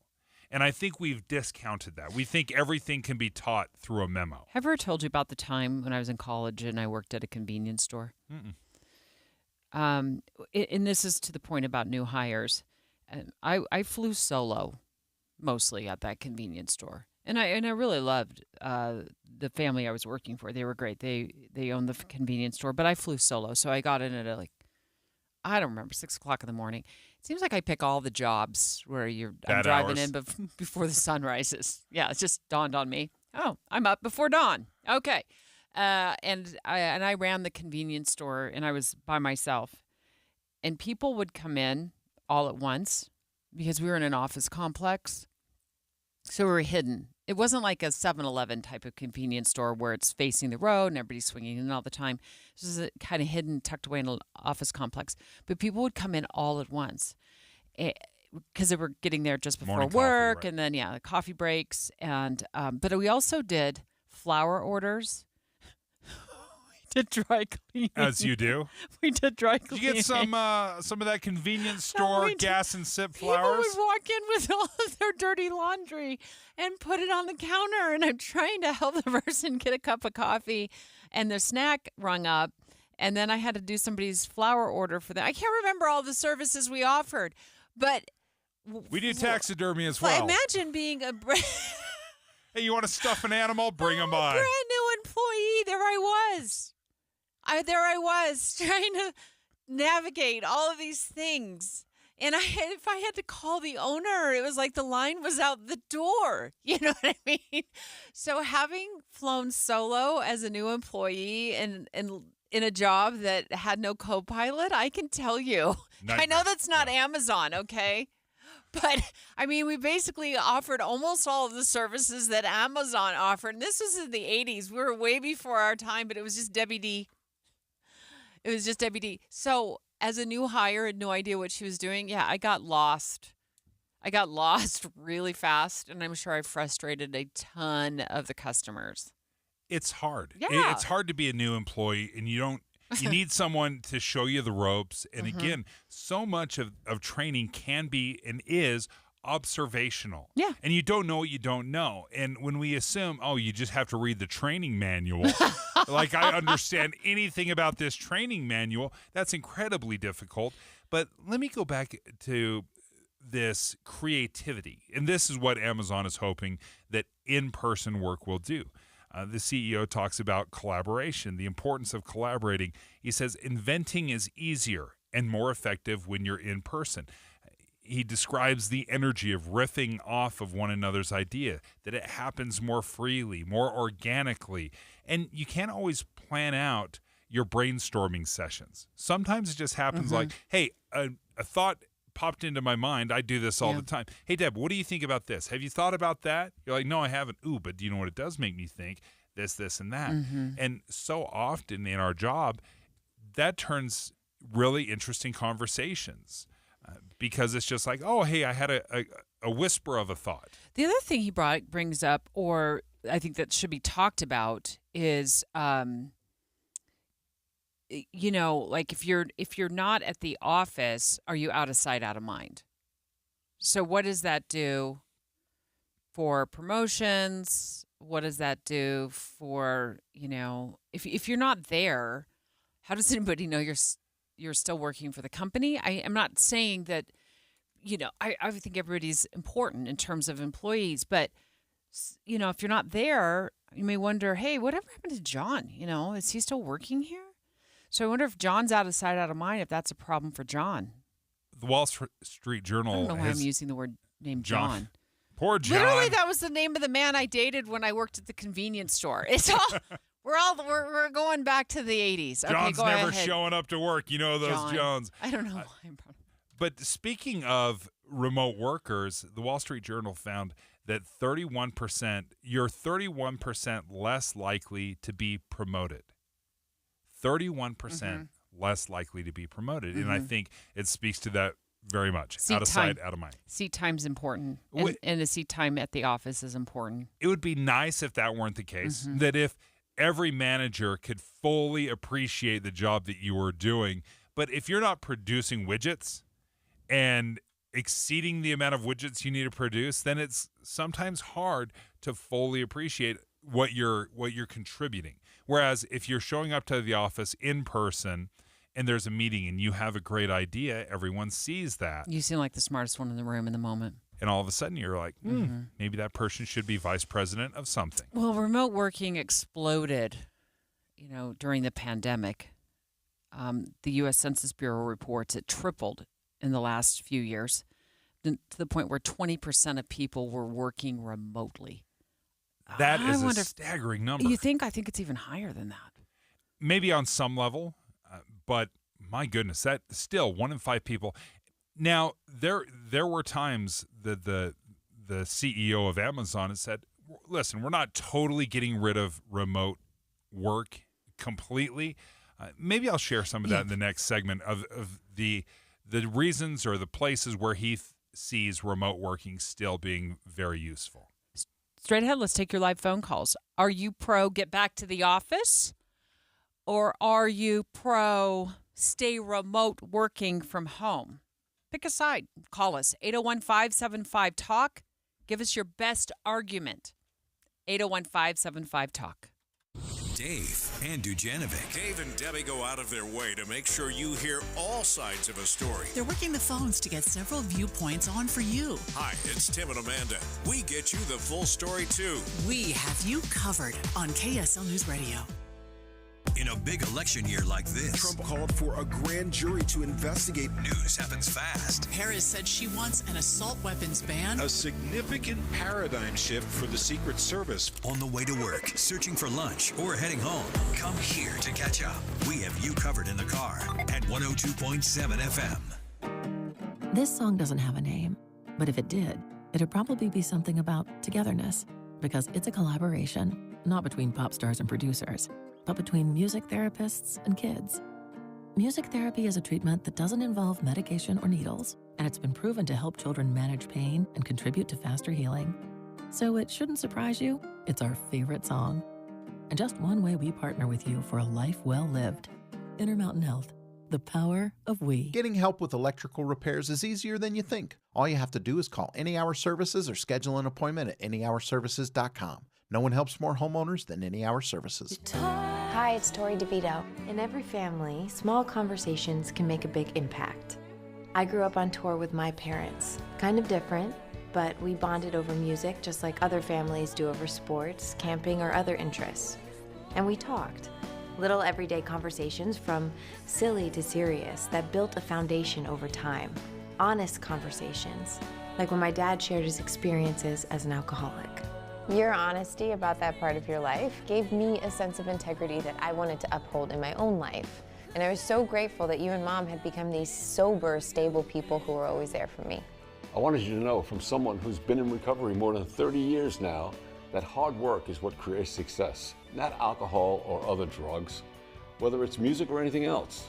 I said it a lot, and I'm glad you took it to heart. Talk, they hear you. For more information about talking with your kids about underage use of alcohol and other drugs, visit underagedrinking.samhsa.gov. At Social Security, we are always thinking of ways to save you time and make things easier. That's why we created My Social Security. A My Social Security account allows you to access your earnings history and benefits information, request a replacement Social Security card, get a proof of income letter, estimate and apply for benefits, and more. Save time. Go online. Open a My Social Security account at ssa.gov/myaccount. Social Security. Securing today and tomorrow. Produced at U.S. taxpayer expense. Inside Sources with Boyd Matheson. Our goal every day on Inside Sources is to help you divide the rage from the reason, elevate the conversation, connect the dots, and make the news make sense in your world. We have conversations with great thinkers, with great leaders, and great people who are just out there making a difference in the world. Now, we do talk about politics, but only so we can discuss society and culture. And then we explore society and culture so we can discuss principles and the people in America and the state of Utah who actually live them and apply them every day. We bring the best and brightest minds to the state of Utah, and we love to take the Utah model and send it out to our nation's capital and beyond. Every day on Inside Sources, you'll be part of that conversation. To help you understand things in a different way, we'll get you to think again about what you think you know, but most important, we're going to help you have confidence to have crucial conversations in your community and in your own home. Join Inside Sources with Boyd Matheson, 1 to 3 on KSL News Radio. Most of us like to be out in the sun. That's why sunscreen and other safety measures are key to protecting your skin from aging and cancer. The FDA recommends using a sunscreen with an SPF of 15 or higher. Also, look for broad spectrum on the label. That means both harmful ultraviolet A and B rays are blocked. Remember, SPF plus broad spectrum equal healthy fun in the sun. Visit www.fda.gov/sunscreen for more information. A message from the U.S. Food and Drug Administration. 911, what's your emergency? They kidnapped my son. What would you do if your child disappeared and someone you trusted was responsible? We thought he cared for McKay, when in fact he didn't care for anyone. Listen to Ransom now at ransompodcast.com. All the talks we've had over the years, including what you've told me about not using alcohol and other drugs, they stick with me. And believe it or not, they really do make a difference, especially at times that matter most. Hey, want a drink? No thanks, I'm good. So thank you, Dad, for talking and preparing me for what's ahead. Thank you for talking. For more information about talking with your kids about underage use of alcohol and other drugs, visit underagedrinking.samhsa.gov. If you're a BYU Cougars fan, tonight's the night to be tuned in right here at KSL News Radio. Cougar Nation airs on KSL News Radio starting at 6 o'clock tonight. And Dave tells me there was a huge upset this weekend. K-State goes down. We got an amazing story. We got to tell you later on in the show about what BYU fans did to raise thousands of dollars for the opposing quarterback's principal. All right, but tonight, 6 o'clock, be here. With the three things you need to know this hour, I'm Dan Bomas. First, Alpine School District looking at closing 2 elementary schools, even as voters are being asked to decide whether to split the district. Second, a judge in Florida will have to decide whether to keep the man accused of plotting an assassination attempt against former President Trump in jail. And third, cameras and microphones and software made in China would be illegal for cars made in the United States under some new rules proposed by the federal government. 64 degrees, partly cloudy in Salt Lake City. Back to Dave and Dujanovic on KSL News Radio. Dave and Dujanovic. Do you think people need to get back to the office? Or are you okay with remote working continuing indefinitely? 801-575-TALK. We're going to take your live phone calls. Weigh in with your opinion and your best argument for or against remote or in-office working. I think you got to get back here. Quite honestly, I've experienced this, but I think we've got to, whenever possible, return people back to the office. Now, maybe I'm completely and totally super old school on this, but let's end remote working. In part because I was the remote worker. Back during COVID, they split us up for 16 months, and I was the one that was home. And a lot of people would say, oh, do you love it? Do you just love being home? I was so ready to get back to the office. I think it's an unpopular opinion that you have. Yeah. Because according to statistics, almost 20% of people say they would take a pay cut. Yes. For the flexibility of not having to have seat time in a cubicle at the office. And it's a 20% pay cut at that. So that's a massive pay cut because they like it so much. And I think when we talk about ending remote work, you always think, oh, that's just coming from the bosses, the bean counters out there. But this is coming from worker bee, right? This is coming from my own experience. I absolutely agree. It was harder to innovate. It was harder to be creative. It was very much a feeling of lone man on an island because you're all by yourself. You don't have those impromptu conversations, the brainstorming sessions. Everything has to be organized. Every time you reach out and say, hey, can we do a Teams call or can we do a quick phone call? It was always met with exasperation like, can't you just send it to me in a text? We're talking about this morning because the CEO of Amazon is reiterating to his employees that they are going to be getting back to the office. Many still remote working and have been since the pandemic hit and everybody ran home, slammed the office doors, locked them, and then hung out in their backyards and in their basements. And remote working really took off to the point that the Census Bureau says like 20% stayed remote. I think it was a lot higher than that during the pandemic, right? I mean, there was a lot of people who were remote working. But since then, a lot of folks have stayed remote working. And now Amazon is saying there's a lot more creativity that goes on. There's a lot more spontaneity. People who are new in the company feel like there's more support if we're all back together in the same place and we can share ideas from cubicle to cubicle or when we're riding the elevator together. And so he has told his employees it's time to get back to work. Now, there will be some exceptions. And you said, Dave, that you wanted to talk about some of those exceptions. What he said was, listen, if your child is sick, if you have some sort of home emergency, if you're on the road and you're seeing customers or partners, this would be just fine. You can call into work that day. You can work remotely. if you needed a day or two to finish coding in a more isolated environment. So you're not interrupted?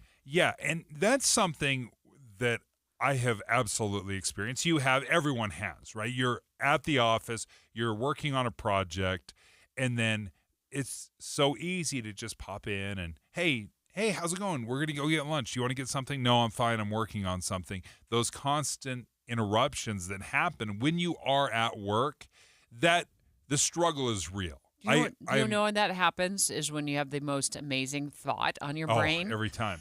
So true. I lost the thought. I hope it comes back to me. But unless you have an office door that locks, you're going to get interrupted. Yes. And there's some fun research on this. Like every time you get interrupted, it takes you 20 minutes to get back to that original what if you thought. Never do. And sometimes you don't. You've experienced this. I definitely have. That was Pulitzer Prize award-winning thought. That's the best line I've ever thought in my brain. And then I didn't get it out on the paper in time. So there are distractions. There's pros and cons. But overall, I think the concerns that are expressed by Amazon CEO about the lack of collaboration, the distraction of working at home, and let's be quite honest. When you are home and you're away from the office, it's very easy to get distracted. Sure, it's nice to be able to throw in a load of laundry, and run a cycle or maybe finish some dishes while you're on a Teams call, but all of that can be a distraction. Absolutely. I think there are some upsides to working from home. I haven't done this a lot in my career. You did a lot more of it during the pandemic. We sequestered you to your mother's basement. Banished. Sequestered is nice. Banished. That's how I view it. Where the Wi-Fi worked the best. Yeah. Because that was an issue. You were calling into the show live. If you didn't have the right amount of Wi-Fi, if your kids got on the Wi-Fi at 7 o'clock randomly in the morning to complete a major homework assignment, they were bumping Dad off the Wi-Fi. So we decided that Grandma Barb's basement was best for you. But there are some good things, and you've bragged about this, actually. You saved a lot of money. Yes. Huge. You it was saved like getting a a lot raise. of money and time commuting. Absolutely. I was saving at least an hour in commute. I was saving hundreds of dollars a month in food because I was eating at home. And gas because you were driving that 1991 truck. A little gas guzzler. I've seen that thing. Yeah. That thing was getting maybe 6 miles to the gallon. 6 gallons to the mile. Now, I know you've since traded up for an electric vehicle. Yeah, now I don't worry about gas. Now you don't even worry about gas, which is probably a little bit of a throwback to when you were socially distanced during the pandemic and working from home. You didn't have a gas bill, really. It was. And those were very, very helpful, and they were great. But I think I had to look at it in the big picture. Was the savings, was the convenience, were the benefits outweighing the downsides? And quite frankly, I couldn't have been happier to come back to this station. And I find myself far more productive. I enjoy it more than the convenience of being able to do some laundry in between I just segments. start chuckling, I think about when you left here, we said it'd be like 2 weeks. We did. It was 2 weeks. We were even going to alternate. Like, Deb, I'll take the first 2 weeks, and you take the next 2 weeks. None of us had lived through a pandemic. See you in a year and a half. We didn't know. But you're right. When it came to trying to collaborate over a phone call, over a Zoom call, over a Teams call, you and I were trying to use FaceTime. Yeah. It's clunky.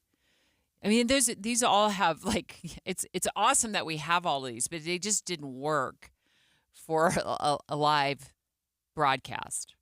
Whenever anybody comes into studio and watches us as we host the show, they almost inevitably comment on, how much just subtle little cues, you pointing at me at you, the wide eye look, some of the nonverbal communication that we do during the show, that is lost when you're working remotely. Well, and plus when you were on a FaceTime call, you were on like a 5-second delay. Yeah, that's not helpful.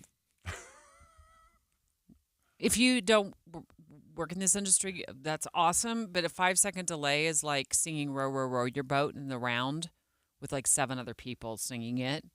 And Dave was on a 5-second delay, and it just gets really messy. So Amazon telling its employees to get back to the workplace for a host of reasons, including being more helpful to new employees and also creativity. Utah Business said that Utah ranked number 4th in remote working. We're the 4th highest remote working states in the nation.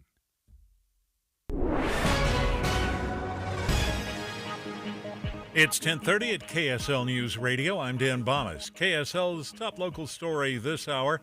A man is dead after a shooting early Saturday morning in Ogden. Police say this was around the 2800 block of Childs Avenue. 45-year-old man was in critical condition when they found him. Later died at the hospital. Investigators say it was an isolated incident. There's no threat to the public. Strong performances on the football field pushed BYU into the national top 25 rankings and helped Utah crack the top 10. KSL News Radio's Verl Johansson has more. It's the first time both schools are ranked in the top 25 since October of 2022. The Utes went up 2 spots to number 10, their 4th consecutive year reaching the top 10 in a football season. The Cougars sit at 22, their first time in the top 25 in almost 2 years. BYU visits Baylor. Utah hosts Arizona this coming Saturday. Our top national story this hour from ABC News. A judge in Florida is deciding today whether to grant bail for the man suspected in an assassination attempt against former President Trump. Prosecutors say there's new evidence in the case, including a letter that Ryan Routh is said to have dropped off at another man's house that said he intended an assassination attempt. Your money at this moment, the Dow Jones average up on the day now, 11 points. The NASDAQ is up 13. And our KSL weather. Beautiful, cool, sunny weather today. That's next. KSL News Time, 10:32. You know what's great about KSL's traffic coverage? Trained traffic reporters and real listeners. Trading information and making the commute safer and faster for everyone. Every 10 minutes on the 9s, we have you covered on KSL News Radio. One of the things I remember when I started with Salt Lake City fat loss, because I wanted to lose a bunch of weight, one of the things I was most nervous about is being hungry. I thought I was going to be starving, and it was just going to be this grind of starvation, with good results, but starvation nonetheless. But I was shocked. Their plan kept me full.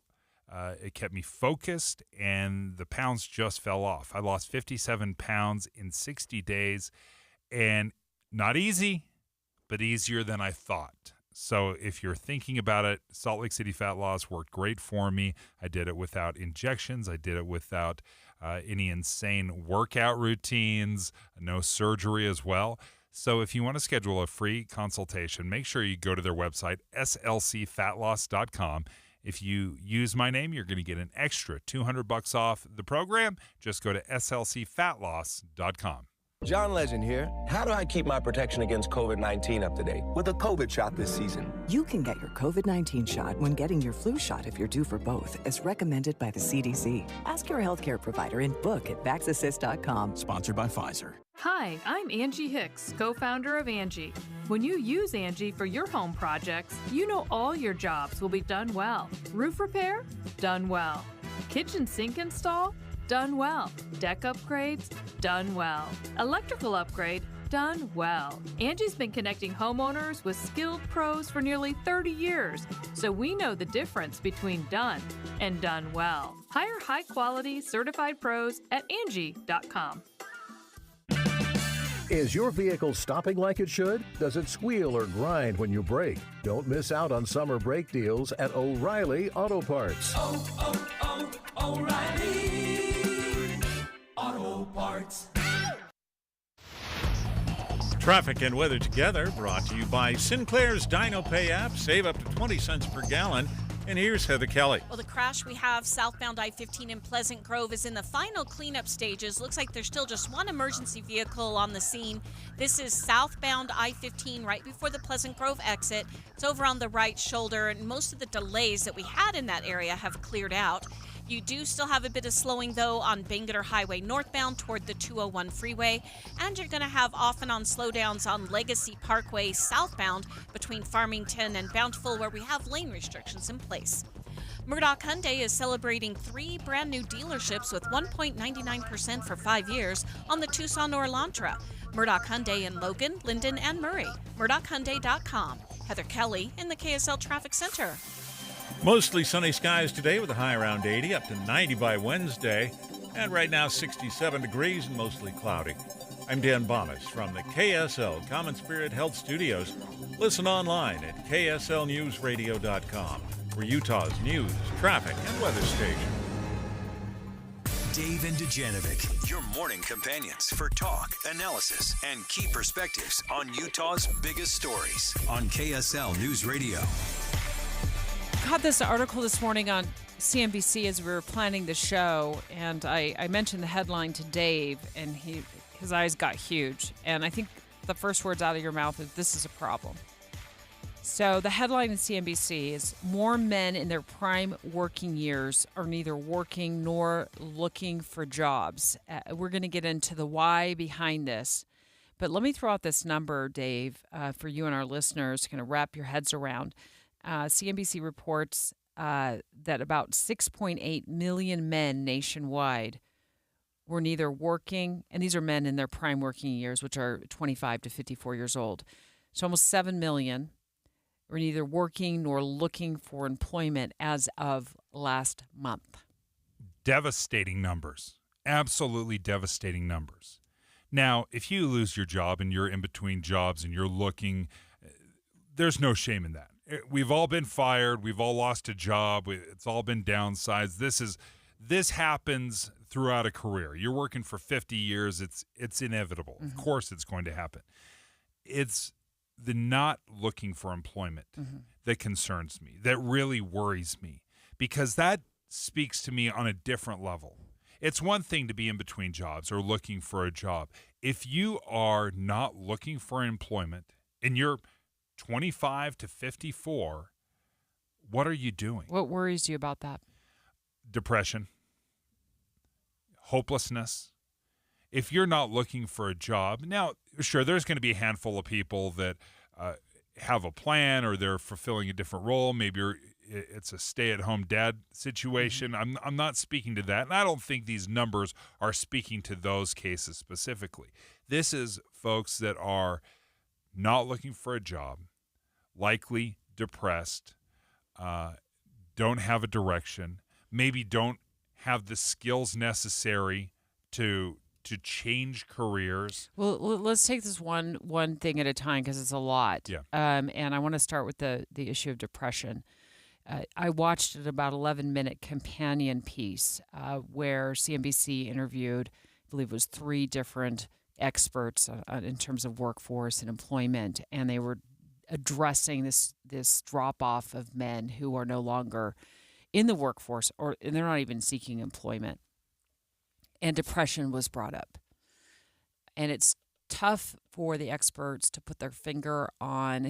They almost said it's like a chicken and an egg situation. Are you depressed because you're unemployed, or did you leave employment because you were depressed? But the bottom line takeaway for me is that we need to be addressing this. We need to be asking our friends, just, hey, do you have a job? Did you get a job? Are you applying for a job? We have to be asking our friends and family if there's more going on with them and how can we help support them in terms of emotional support. There's a few things that jump to my brain of where we systemically have failed men, 25 to 54. One of those things that, and I've got kids, that are right approaching this age, right? That they're trying to figure out what they want to do, what job they want to do. And I don't think we've done a good job in this country introducing options to kids. For example, my kids were never once told, hey, become an electrician, be a plumber, frame a house. It was always, here's your grade, apply to college, go to college. That's what you have to do. When they would have loved to have gone through a class of how to repair cars, how to build a home, how to install windows. There's some blue collar jobs out there where people would find great satisfaction. But there's a huge pressure saying, all right, got to go to college. But you also saw in this study that it's a flag if you don't go. It can be technically this can be a red flag for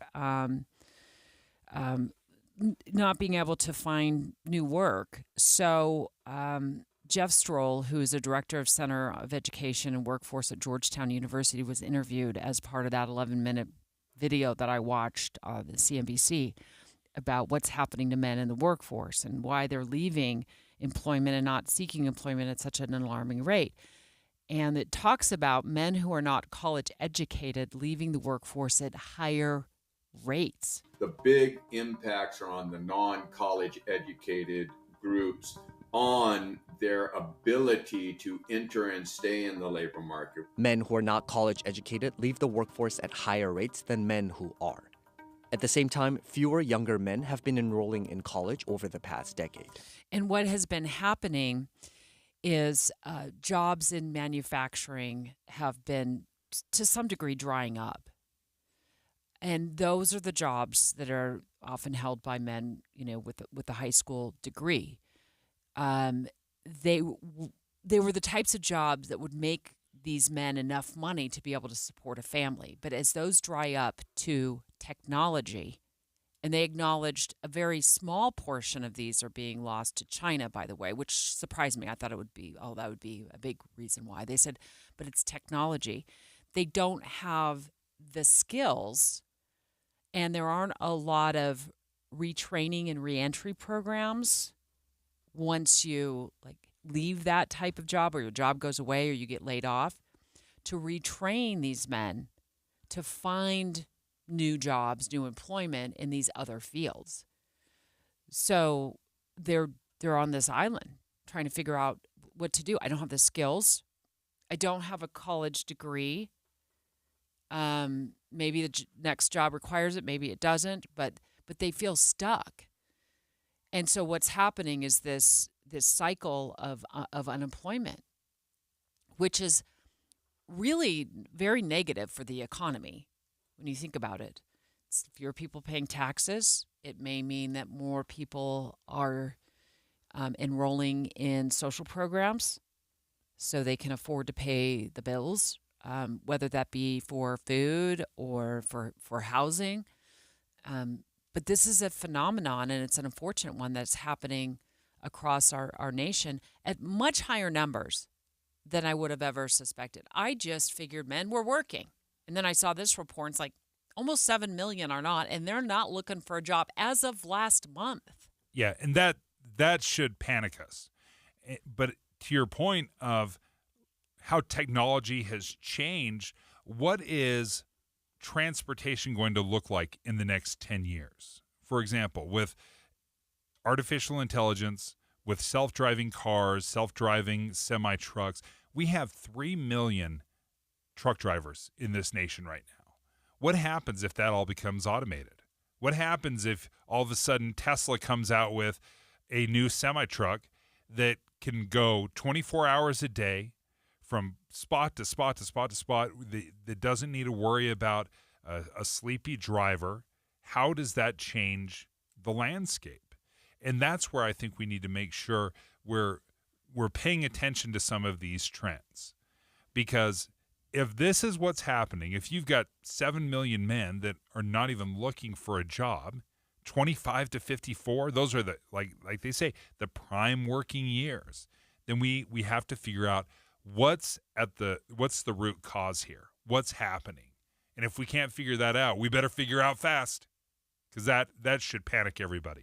Straight ahead, the man accused of trying to pull off a second assassination attempt against former President Trump in 9 weeks is in court today. And what the FBI found inside his car and how often that he had stalked, allegedly, the former president leading up to his arrest should be enough to keep this man behind bars. We'll ask legal analyst Greg Skordas if he agrees with me. Dave and Dujanovic. Current events can have a lot of moving parts. Our job is to make it easy to keep up. You're part of a bigger world, so spend 15 or 20 minutes here and be part of it. Join us weekday mornings between 5 and 9 on KSL News Radio. Hi, I'm Miley O'Keefe. In competitive gymnastics, flexibility and precision are crucial, and Les Olson IT knows how important flexibility and precision are to your business. It's why they deliver the very best IT security, office equipment, collaborative technology, and so much more. Let Les Olson IT's Perfect 10 service empower your business at lesolsonit.com. Les Olson IT. Hi, this is Doug Wright. I've got to tell you about my experience at Hale Center Theater, one of the opening nights for The Magician's Elephant. Now, I knew it was going to be a U.S. premiere. I knew this was going to be something brand new, but I wasn't quite prepared for just how charming this play indeed is. It's all about a young orphan boy who promised his dying mother that he would keep an eye on and watch out for his little sister, but where is she? Only the magician's elephant knows. You're going to love The Magician's Elephant. And I'll tell you, I'm used to spectacular things unfolding on the stage, but there is the exit of a major character that is simply magical, almost molecular. One of the most amazing things I've ever seen on a Hale Center Theater stage, and boy, that is saying something. Don't forget, we also have The Addams Family, still to come, Beauty and the Beast. Get your tickets now for A Christmas Carol. Go to hct.org. The Management Minute is a service of the MBA program in the John M. Huntsman School of Business at Utah State University. I'm Professor Scott Hammond.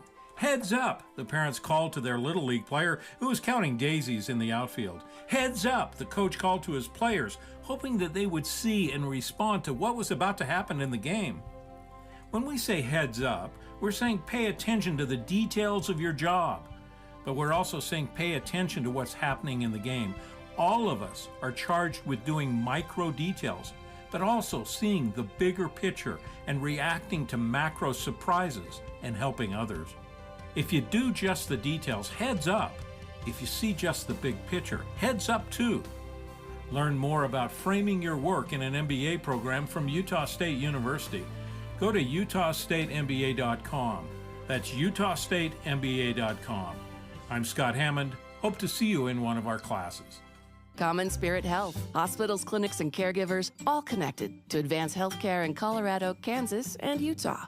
Healthcare with human kindness is here. Hello, human kindness. When it comes to vaping, the truth can get clouded. So let's make it clear. Vaping is not safe for youth. Because vaping can put microscopic particles into your lungs. And dangerous things like metals into your body. And nicotine, which can harm a person's brain development through their mid-20s. With appealing flavors, high nicotine levels, and lots of promotion on social media. Many kids think vaping is harmless, but it's not. So talk to your kids about the risks of vaping. Because when you talk, they hear you. Learn more at underagedrinking.samhsa.gov. Hey everybody, it's Casey Scott, and I have a podcast called Project Recovery. I talk about my own journey from addiction to a lifelong one in recovery. I'm joined by my good friend and a clinical psychologist, Dr. Matt Woolley. You know, it's your story, Casey, but we also hear inspiring stories of others who joined the show from rock bottom to living a life of recovery. That's Project Recovery, a show about addiction, but more importantly, it's about recovery. Follow us for free on KSLpodcast.com or wherever you get your podcasts. If you want to stay in the know, you want to stay up to speed, make sure you sign up for all the KSL text alerts. Text news to 57500. With the three things you need to know this hour, I'm Dan Bomas. First, man died in a shooting in Ogden over the weekend. Second, new evidence coming to light in the assassination attempt against former President Trump. And third, both Utah and BYU are in the national football rankings after victories over the weekend. 67 degrees, mostly cloudy in Salt Lake City. And back to Dave and Dujanovic on KSL News Radio. Dave and Dujanovic. And I'm just looking over some of that new evidence that prosecutors will be presenting today as part of their case to keep the 58-year-old man who's accused of an attempted assassination plot against former President Trump while he was golfing and approaching the sixth hole of his golf course. And part of part of this evidence, Dave, includes 6 cell phones that FBI agents allege were found in Mr. Routh's, I think it's Routh's car, which was parked apparently right next to the golf course there. And that so when they track cell phones, they'll base it on when your cell phone pings a cell phone tower.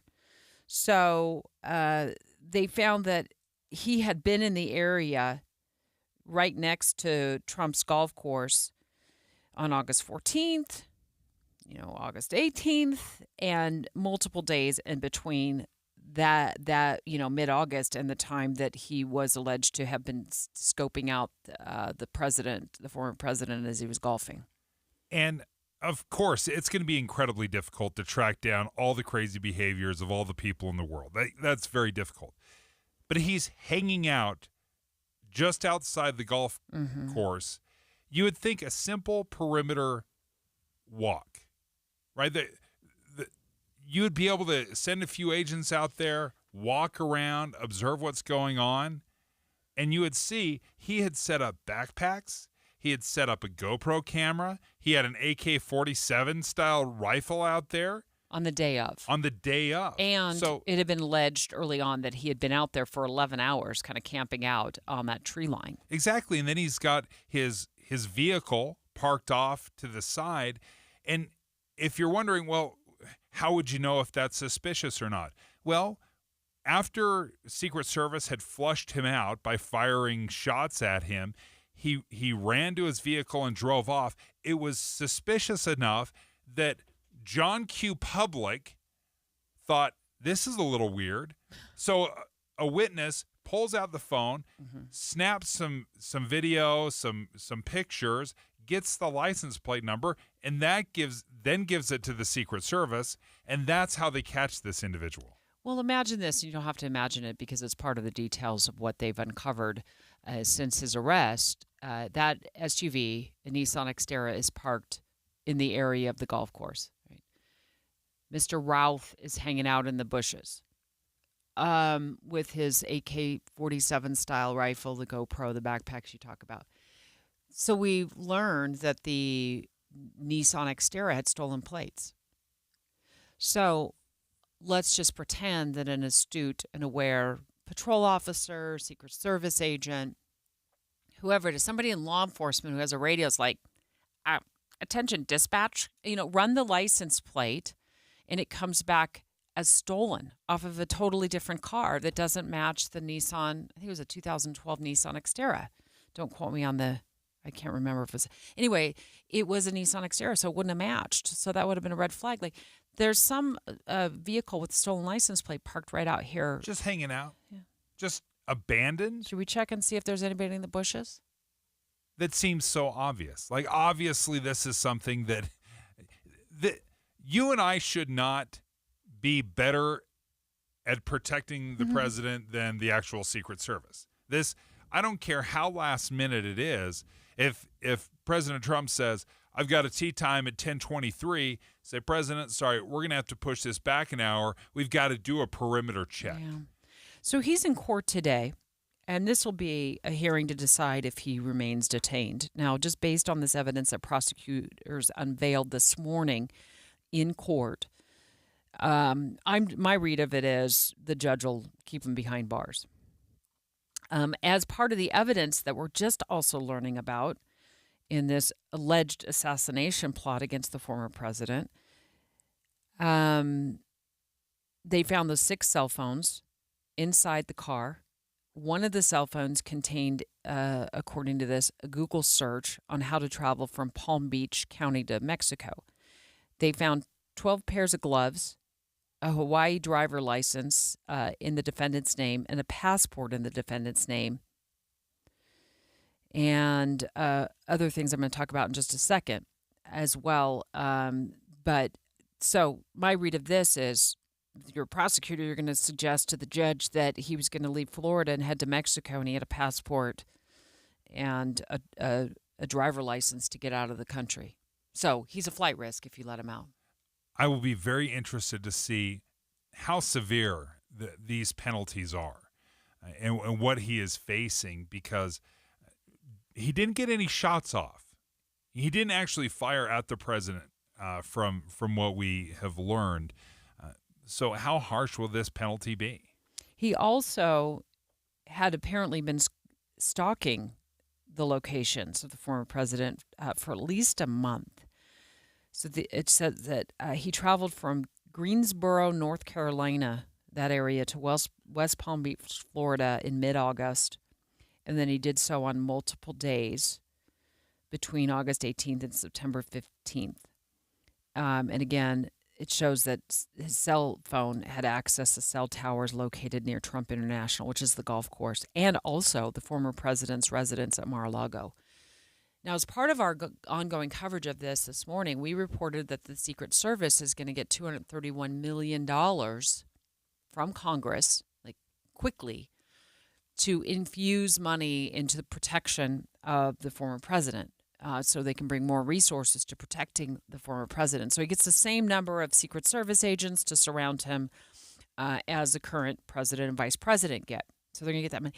But I'm looking at some of this evidence that has been unearthed since his arrest, and I have to ask myself, like, is money the issue here, or is it just like this guy was hanging out around the president's former home, or president's current residence at Mar-a-Lago, and also his golf course on multiple days and times from August 18th to September 15th. He's hanging out in the bushes for almost 12 hours before he's spotted by a Secret Service agent who fires at this guy who's got a scope and a AK-47 style rifle hanging out of the bushes there.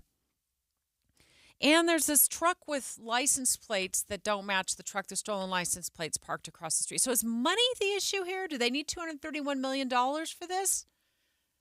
Or does the Secret Service need to be on foot in the area, put up that drone you've talked about? Maybe they need more than one drone. Maybe they need 10 drones. This guy gave himself away even a year earlier because he published this ebook. It's just a bizarrely entitled, is that a word? Bizarrely entitled ebook that lived online that the FBI says it recently reviewed that book, apparently authored by the suspect in February of 2023. And it's entitled Ukraine's Unwinnable War, and then The Fatal Flaw of Democracy, World Abandonment, and the Global Citizen, Taiwan, Afghanistan, North Korea, World War III, and the End of Humanity.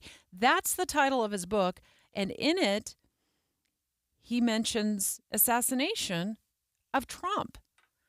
So I've said it before. If you were to, paint a profile of a would-be assassin plotter, it's all right there. And it was actually online a year ahead of time. And I think in part what's going to happen, or what likely will happen, is as they are laying out all of these plans, the books, their handwritten note, it speaks to premeditation. That this wasn't just some guy hiding out in the bushes with a gun, intent on doing something.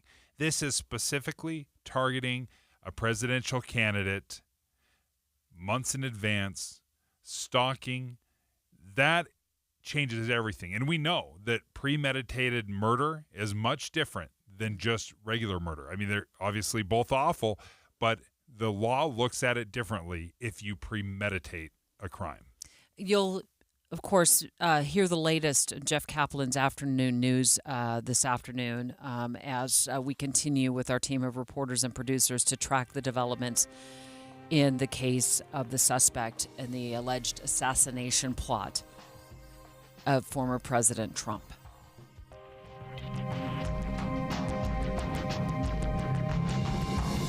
KSL FM Midvale. KSL Salt Lake City. From the KSL Common Spirit Health Studios, this is KSL News Radio. Utah's news, traffic, and weather station.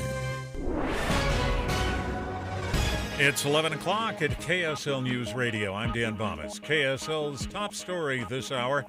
Utah Hockey Club got its first preseason win last night. Now they're getting ready to host their first preseason game in the Delta Center. That's tonight. Dylan Gunther notched a goal in the 5-3 win over St. Louis. He tells KSL Sports he's excited to see what the arena will look like tonight. State is super welcoming, and they're super excited to have us. As are we. I mean, the facilities are awesome. The support's been awesome, and I'm excited to see, what the game's like. Utah will be taking on the LA Kings at 7 o'clock, and you can listen to it live on the KSL Sports Zone. Our top national story this hour from ABC News. Police in Alabama searching for the gunman who opened fire on a crowd of people in Birmingham Saturday night. 4 were killed, more than a dozen others wounded. Authorities say multiple suspects jumped out of a vehicle and opened fire on a group standing outside and then ran off. There's a $100,000 reward now for information in that case. Your money at this moment, the Dow Jones average down on the day by about 12 points right now. The NASDAQ is down by 10. And our KSL weather, beautiful, clear, cool, sunny day. That's next. KSL News Time, 11:01. We hope you have the right app on your phone for news. You probably have dozens. But the KSL News Radio app, well, it makes our live stream super easy. Plus, our talk shows are right there as podcast for your workday. That's the app for KSL News Radio. Hi, it's Julie inviting you to come to Logan for Funky Fall Fun. Let me tell you about 2 huge festivals in one weekend, September 27th and 28th. Bring your whole herd to the Cache Valley Cheese and Dairy Festival Friday and Saturday. Free samples, live music, kids activities, food trucks, and a tri-tip dinner Friday night. Workshops on gourmet cheese tasting and chocolate tasting, making charcuterie boards, how to crack a giant wheel of cheese, and more. Saturday only is the second annual Center Street Giant Pumpkin Festival. These ain't your mama's pumpkins. They tip the scales at more than 1,600 pounds. Watch professional carvers whittle away 300-pound pumpkins. Family scavenger hunt, activities for kids, pumpkin and harvest-featured foods, a beer garden. Music, dancing, more than 100 vendors and more. The drive is gorgeous and the temperatures are perfect. Get a hotel and get moving to Logan for Funky Fall Fun. ExploreLogan.com/fall. ExploreLogan.com/fall. September means it's time for Any Hour Services free furnace sale. What's up, everybody? I'm Mike Wilson with Any Hour Services, and as summer comes to a close and falls right around the corner, the weather gets, well, perfect. And when the weather's perfect, people need a little extra incentive to replace their heating and cooling system. That's where Any Hour Services free furnace sale comes in. For the month of September, when you have Any Hour Services install a new air conditioner, we'll give you a new furnace for just the cost to install it. About $400. The furnace is free, you just pay the labor. And there's no catch. There's no raising the price on the air conditioner first. There's no making you buy the most expensive air conditioner to qualify. There's none of that. There's just a desire to keep our technicians working while the weather's mild and a genuine appreciation of you for helping us keep them busy. So if you've been thinking about replacing your old furnace and air conditioner and want to know exactly how much you can save during our free furnace sale, call Any Hour Services today and schedule a free estimate. Google Any Hour Services or schedule online at anyhourservices.com. No one helps more homeowners than Any Hour Services. Traffic and weather together brought to you by Sinclair's Dino Pay app. Save up to 20 cents per gallon. Here's Heather Kelly. We have a crash reported on Bangerter Highway. This is near 3500 South. Haven't seen any delay in the area, but emergency crews are not on scene yet, so hopefully that won't cause too many issues once they do arrive. You have good speeds on I-15 throughout Utah, Salt Lake, and Davis counties, both northbound and southbound, and just a little bit of congestion from time to time on Legacy Parkway where we have lane restrictions in place. Heather Kelly in the KSL Traffic Center. Mostly sunny skies, high around 80 today, up to 90 by Wednesday. And right now we're at 70 degrees. It's partly cloudy. I'm Dan Bomas from the KSL Common Spirit Health Studios. Listen online at kslnewsradio.com for Utah's news, traffic, and weather station. Dave and Dujanovic, your morning companions for talk, analysis, and key perspectives on Utah's biggest stories. On KSL News Radio, Dave and Dujanovic have inside sources. We woke up this morning to the news that there were airstrikes going on in Lebanon, and it's at the hands of Israel. Now reports of more than 270 killed. And this morning, Dave, off the top of the show, it seemed like there were 1,000 people who had sustained injuries who'd been hurt from these airstrikes. And this is something that isn't just happening this weekend. This has been going on for a very, very long time. I mean, it was back in July when Hezbollah sent 200 rockets into Israel. So this has been a back and forth for years. It has escalated certainly because of this fantastic, wild attack. I don't mean fantastic and good. I mean fantastic in the sense that this was just such a wild James Bond attack with the pagers and the walkie-talkies exploding that we can't help but pay attention to it now. Yeah, and that was happening last week, Boyd, in the hands of members of Hezbollah. The pagers were exploding on their sides and their hands and killing and injuring many. And then also the walkie-talkies the day after began exploding. And so now here we are. I'm seeing reports that the U.S. is sending some military personnel to the region. What can you tell us about this? So I think it's interesting to step back and look at this in the context, one, kind of the psychological warfare. Obviously, the loss of life in those walkie-talkies and pagers is a big piece. But there's also just a psychological element, which is often what goes on between Hezbollah and Israel. A lot of it is psychological warfare in terms of who's positioning what, who's firing instantly 200 rockets, or whether it's a counterattack, whether it's a very targeted strike at one of their leaders. And so this has been going back and forth. But I think what we have seen shift over the weekend is Israel has been sort of in this tit for tat. They kind of, you fire a bunch of rockets, we'll fire a bunch of rockets. You take out people, we'll take out people. And it's gone back and forth. And there's sort of been this mentality of how do we de-escalate? How do we de-escalate? And now everything has changed. Now Israel is saying, we are going to escalate in order to de-escalate. So we're going to be very assertive. We're going to go right after it. We're going to go big. They had to move 16,000 of their Israeli citizens south out of that northern region of Israel because of those missiles coming in from Hezbollah being fired from Lebanon. And so it's a really interesting shift in Israeli tactics. And one of the dynamics that I'm really keeping my eye on this week is what that means for the United States. The Biden administration has been very much de-escalate at any cost in a lot of regions around the world. That's sort of been part of the Biden administration foreign policy. And so now you've got a key ally in Israel. You still have things going on in Gaza, dealing with Hamas. Mm-hmm. And now you've got Israel saying, we're no longer going to de-escalate for the sake of de-escalation. We're actually going to ramp it up in order to de-escalate. So they are clearly going after key leaders. They're also trying to get rid of that longer range capability, the bigger missiles that Hezbollah has that could be a bigger threat deeper inside of Israel. Can you speak to the difficulty of fighting on so many fronts? Because obviously, full plate fighting the war against Hamas, but to take on Lebanon and Hezbollah as well. So one of the interesting things, one of my sources from D.C. Talked to me about the fact that this also sends a pretty interesting message in terms of what Israel believes they are, where they are in terms of Hamas.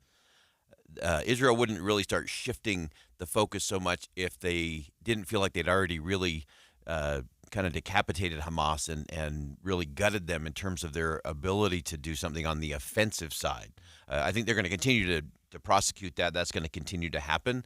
But to me and everyone I'm talking to, it is a sense that they feel like they have neutralized, neutered, and controlled Hamas in Gaza, and that's allowing them to say, okay, we got to deal with the north as well.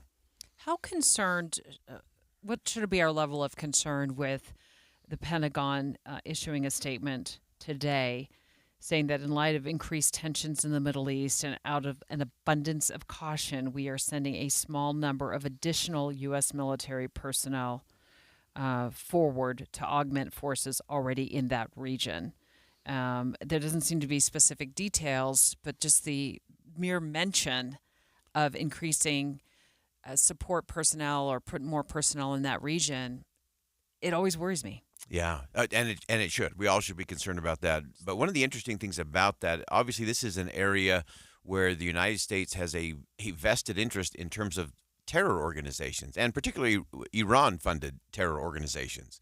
And so part of that is saying enough is going on that we want to make sure we're staying on top of any opportunity we have to take out the capacity of terror organizations or terrorists that may be a threat to U.S. security or to U.S. citizens around the world. And so I think that's part of what you're saying, and that's really astute, Debbie, that movement is important. It's not a panic moment, but it is saying, look, this is pressing.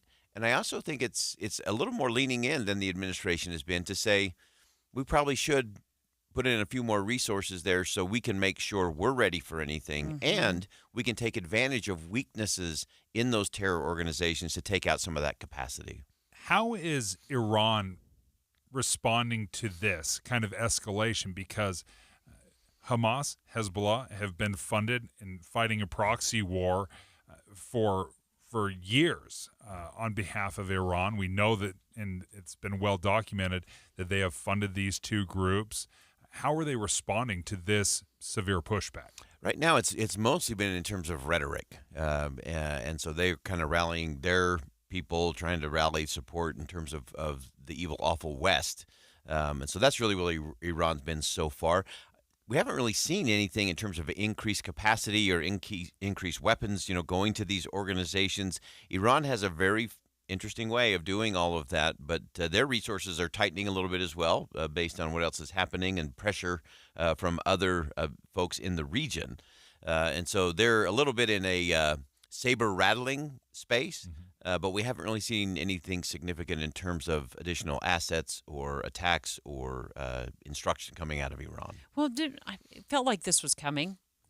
These airstrikes were coming after the pager started blowing up, and then the walkie-talkies the day after. And it was very strategic how they allegedly did this in terms of the shipments of pagers. And then the day after, it's like, you thought we were done? It's not done.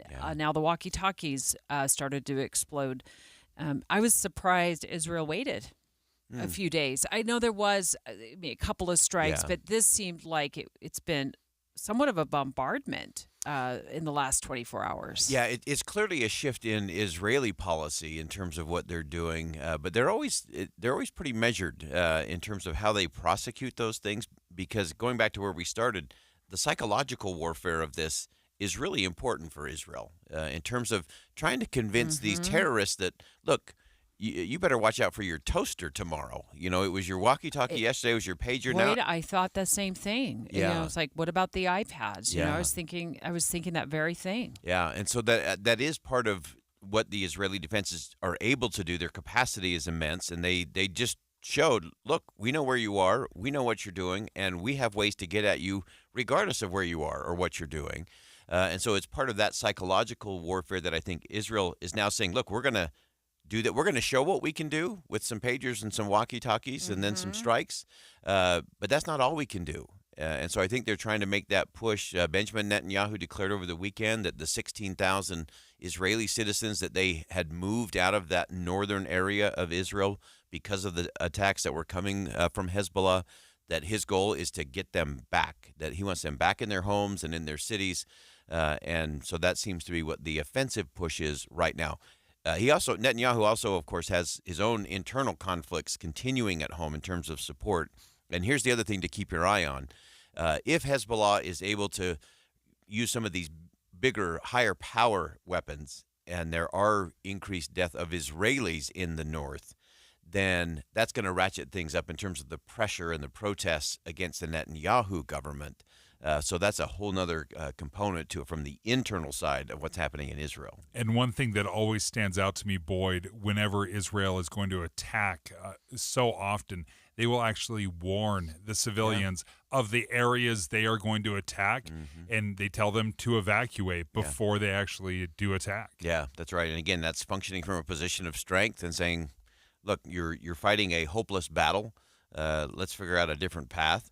And so citizens, you got a chance to get out of there, and we're coming in. And so it's really that thing. I don't think Israel's going to go anything beyond the border. I don't think they have any interest in going into Lebanon or controlling any of that space. That's a losing proposition for the Netanyahu government. And so I think what you'll see is, again, kind of this cross-border stuff. But I think Israel's going to continue to lean into this whole idea of we're no longer content with just trying to ratchet things down and maintain the status quo. We're gonna crank it up. We're gonna lean into it, and we think that that's the best path to peace. Boyd, Thank you for joining us. Great insight. Inside Sources starts today at 1. Bring you some breaking news I just got notified of. The Tooele Army Depot will begin open detonations today. So the south area, the Tooele Army Depot is reporting, is a go for detonations today. And it'll begin, they said about 15 minutes ago that it would begin. It would go until about 4 o'clock this afternoon. And they're saying all weather conditions have been reviewed and detonations will be executed within permit limits. I don't know what those permit limits are. The reason I wanted to give this news to you as soon as I saw it cross and could confirm it as I was watching all of the alerts come in, it's because this shook a lot of homes in the area last week, and nobody knew where it was coming from. A lot of people were confused. And the Tooele Army Depot had said they were going to make sure that we're all on alert when these detonations start again, and they're supposed to start as of 15 minutes ago. Maybe some of you have heard them. Maybe they haven't started just yet, but they're supposed to go on until about 4 o'clock this afternoon. I do chuckle a little bit that they didn't realize that your loud explosions, they are noticed. So this is a good announcement.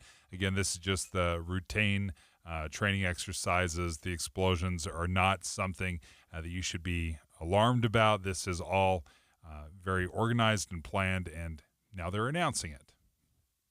Dave and Dujanovic. Here's a trick to podcasting at work and getting all the Utah news you love. Download the KSL News Radio app. The podcast for Utah's morning news and Dave and Debbie are right there. Dozens of podcasts a day. That's the app for KSL News Radio. Key stories are changing by the day. The air was unhealthy up and down the state. It's going to cost a lot more to keep the homeless warm this winter. Stories that affect family and community. The whole state has absenteeism rates that are higher than average. An appeal has already been filed to reinstate Amendment D. When you're in the car, KSL has updated info on where stories are going and what's changed. Get important breaking news each time you jump in the car. We have you covered on KSL News Radio.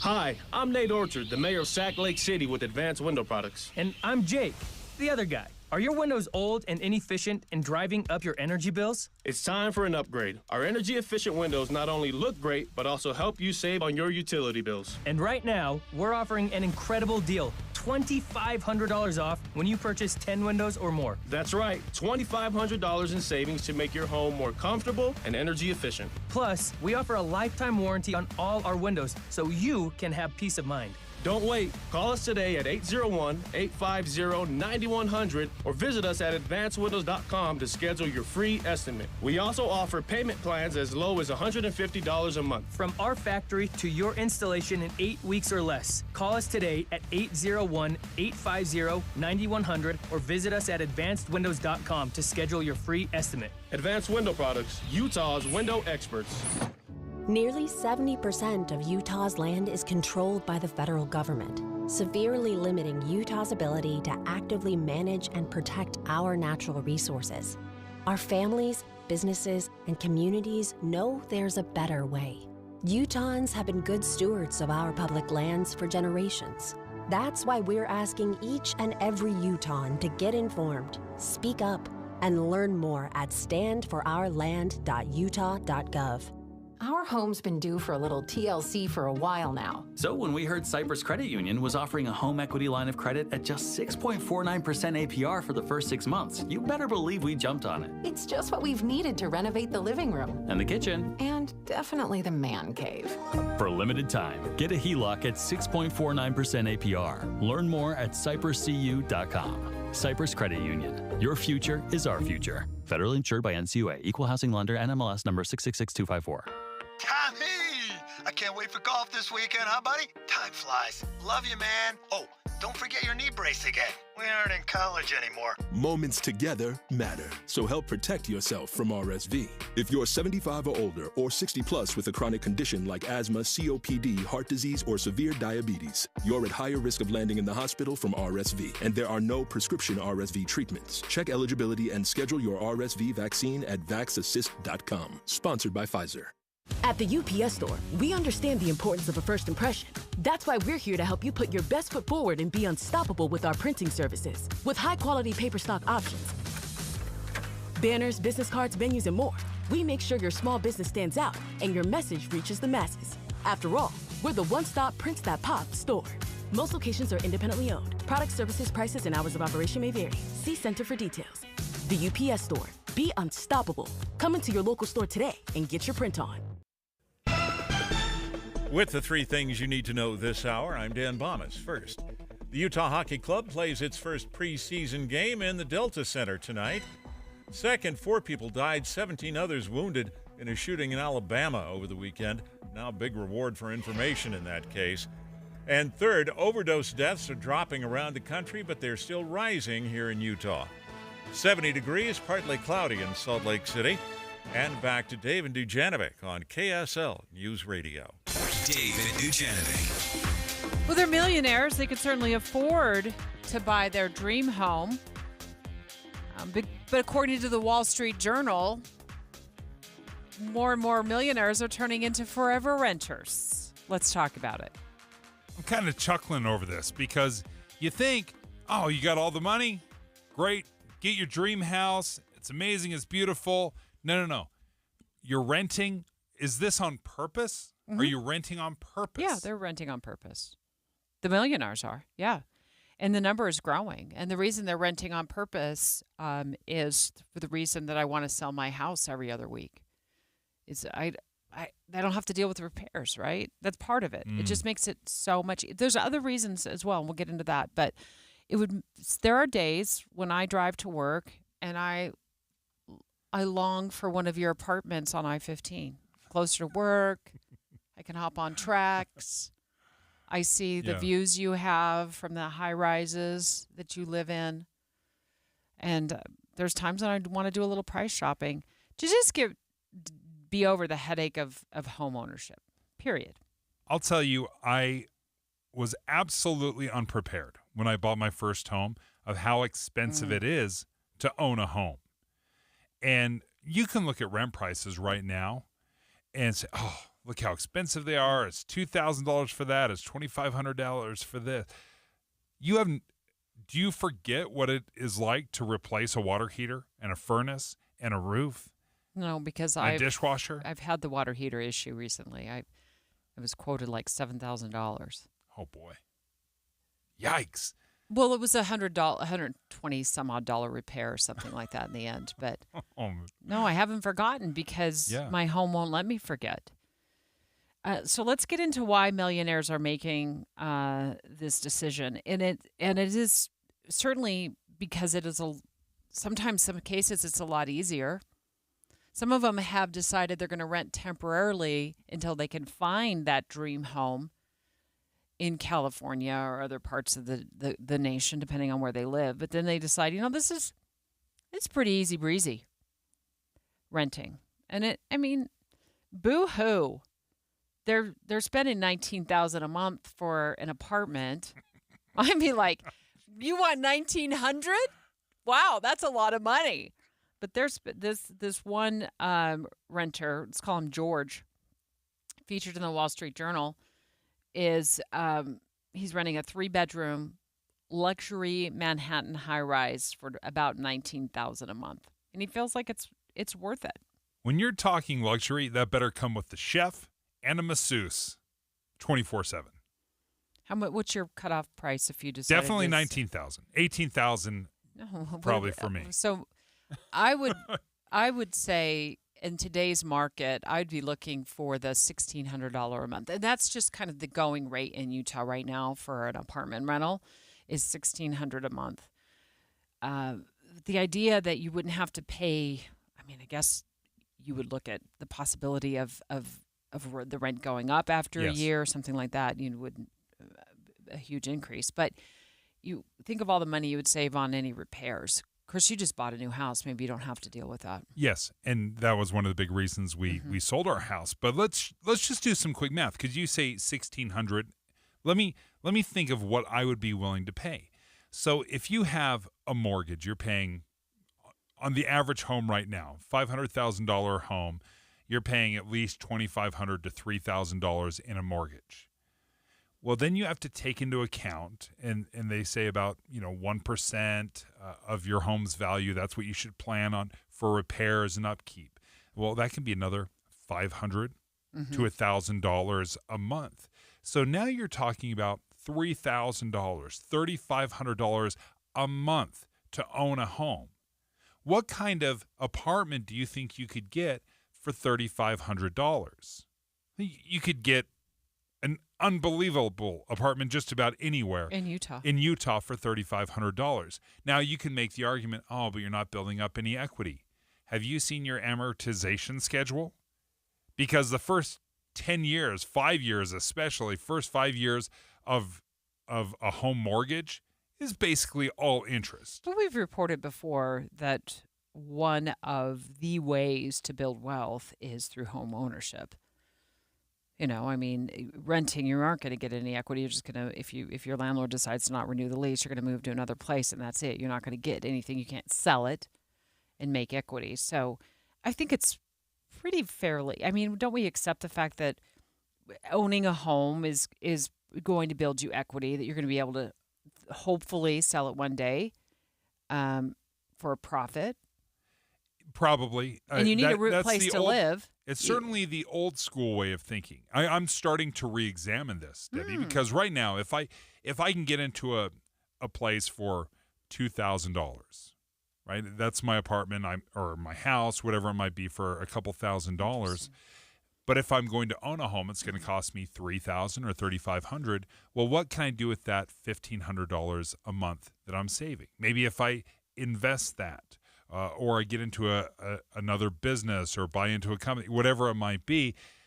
I just think this old way of thinking of investing into a home at all costs, like that's your best investment, I'm not sure it's a slam dunk that it has been in the past. Not at $550,000 for the average home in Utah. Well, now you're bordering on using home ownership math.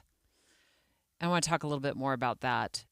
Because in this Wall Street Journal article, they talk about millionaire renters becoming forever renters, just kind of liking the idea of not putting their money into another home. So what they're doing instead, some they say would rather keep cash in the stock market and other investments. What do you think about that? And that's where I think we have to look at it objectively. Instead of what we've been fed for generations, which is get into a home early. Listen, there's other ways to build wealth that is not just home ownership. Think of your parents, or think of my mom. She's lived in her home for 49 years. She bought it for $36,000. It's worth over $500,000 right now. She's not seen any of that. Those are all paper gains. She has not been able to cash out on that equity at any point because she just stays living there. Now, think if that money would have been invested in the stock market where it is gaining tangible, real money every single month, every single year, year over year, decade over decade, and you can see, oh, wow, that is growing wealth in an enormous way, a tangible way. My mom only cashes out if she sells that home. And then she has to live somewhere, so she's got to rebuy something. She's living with you. Yeah, move on in, Mom. We got an extra room. Bedroom. Yeah, for sure. She's welcome anytime she wants to. But I think we've looked at home ownership as the gold standard way of building wealth. The math isn't always mathing because homes are expensive and upkeep of a home extremely expensive as well. So am I hearing hints of you're selling soon? Or renting. I think we need to look at renting differently. We've always looked at renting almost with a little bit of a side eye, like, oh, you're just renting? Well, if you've got millionaires that are renting permanently, and that's what they've accepted, they're like, yeah, I'm never buying again, then we have to ask ourselves the question, why are they doing this? Because if they're doing it, then maybe we should be as well. Do you ever think of selling your home and renting? Let's take live calls. 801-575-TALK. I think of this frequently. just becoming a forever renter. Do you want to become a forever renter? I'm leaning in a little bit to this. Dave's all in. Where are you? 801-575-TALK. It's 11:30 at KSL News Radio. I'm Dan Bomas. KSL's top story this hour. Tooele Army Depot will be blowing up old munitions again today. The explosions caused concern last week when people on the Wasatch Front weren't sure what was going on. The base says weather conditions have been reviewed and the detonations will be executed within permit limits. Overdose deaths have been dropping nationwide, but they're still on the rise in Utah. KSL News Radio's Alessandra Gurr has details. Public health data shows overdose-related deaths across the nation have dropped 10.6% over the last year, according to the CDC. Not all states have completely reported their death counts, meaning that the 10.6% decrease is using predicted numbers from the CDC. Only 9 states showed a predicted increase in overdose deaths, including Utah, with just over an 8% increase from last April. This is the 5th consecutive month of recorded nationwide decreases in overdose deaths. Our top national story this hour from ABC News. California outlawed plastic grocery bags a while ago, but then stores got creative, started selling thicker bags for 10 cents each. Said they're reusable, but they're clogging landfills and not being recycled. And now the governor of California has signed a bill that bans the thicker bags. Grocery stores will have to offer only paper bags now at the checkout counter. Your money at this moment, the Dow Jones average up on the day 39 points, the NASDAQ up just about 4. And our KSL weather, sunshine today with maybe a few clouds around. That's next. KSL News Time 11:31.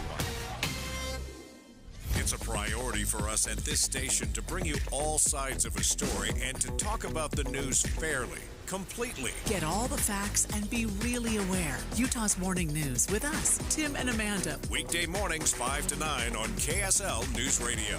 Someone asked me the other day, you know how many devices the average home has connected to their Wi-Fi network? It's way more than I thought. I actually went home and counted how many connected devices I own. More than a dozen, all to keep me connected to the good stuff. Streaming, my gaming, all my interneting, you name it.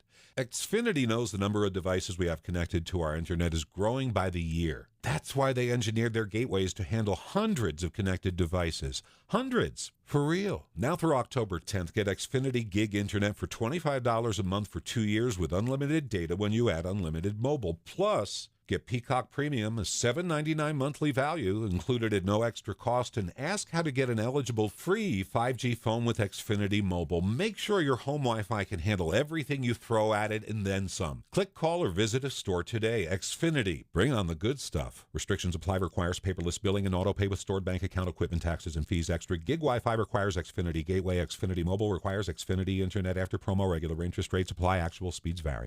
Sweet chocolate reward. Sweet chocolate reward. This is not just the sound of someone picking up a sweet treat at Walgreens. This is the sound of someone picking up a sweet treat right after receiving all their vaccines in one trip. This is the sound of treating yourself, because you protected yourself. Stop by or schedule both your flu and COVID-19 vaccines today and grab yourself a sweet treat while you're at it. Vaccine subject to availability. State, age, and health-related restrictions may apply. Hi, welcome to Staples. Hi, I hear Staples can print everything for my business. Sure can. And the quality is guaranteed? Absolutely. Plus, you'll beat any price quote. Is that right? For sure. How about this one? We'll beat it. Can you print menus, signs, and flyers? Sure can. How about blueprints? No problem. What about red prints? Not a real thing. What if they were? We'd print them, and they'd look amazing. Now at Staples, print more, save more. Up to $150 off your print purchase. Ends 11/2. Exclusions apply. Visit staples.com/print for offer details and staples.com/price match for in-store price match guarantee.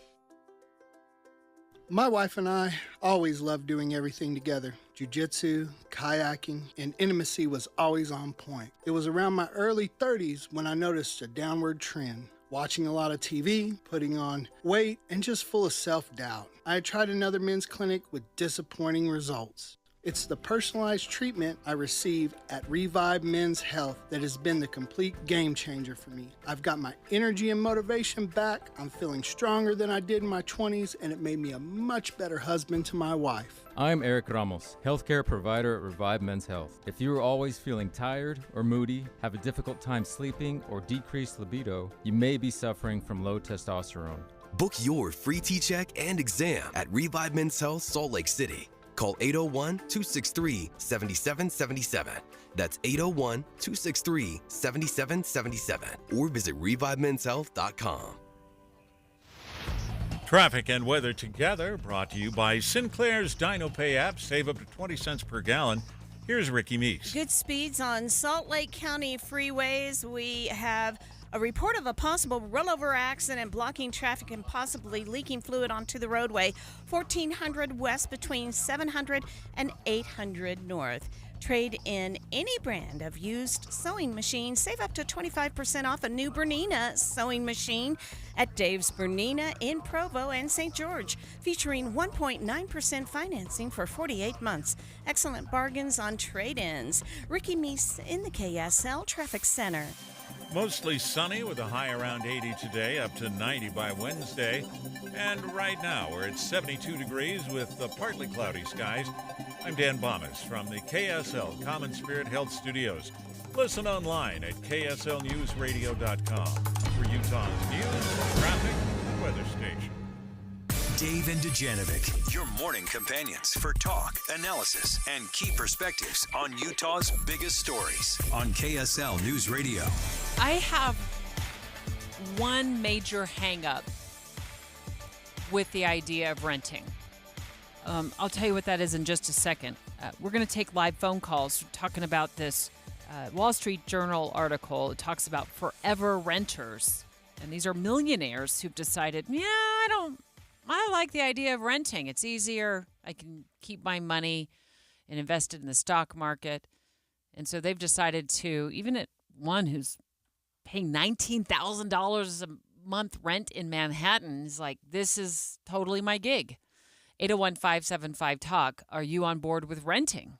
And some of the things they're realizing, the millionaires are realizing, is their cash, their investment, it's better off in the stock market. It's better off in dividends and being able to cash out more frequently versus properties that really only pay out once you sell them. Well, and it's hard to sell a property. Yes.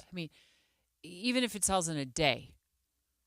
I've had properties sell in a day. And everybody's excited that it's sold in a day. But the months of buildup and the paperwork that needs to be signed and the cleaning that needs to be done. The moving out, the finding a new place. You sell a stock, you're just like, I'm going to sell a stock today, and it's sold. So 801-575-TALK.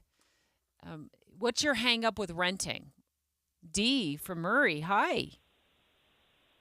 Hello. Hey, do you have a hang up with renting, or are you all in? Well, I agree with Dave's theory, what he's talking about to a point with his mom, but most of us, that $36,000 that she bought the house for, she had to pay payments on that, which you still have to pay rent. So you're not really getting ahead unless you are a millionaire and you have the money to throw at investments. Mm-hmm. I think that. So, are you for renting or? No, I'm pro mortgage or pro buying. Dee, did it surprise you, or has it surprised you over the years of just how darn expensive it is to upkeep a house?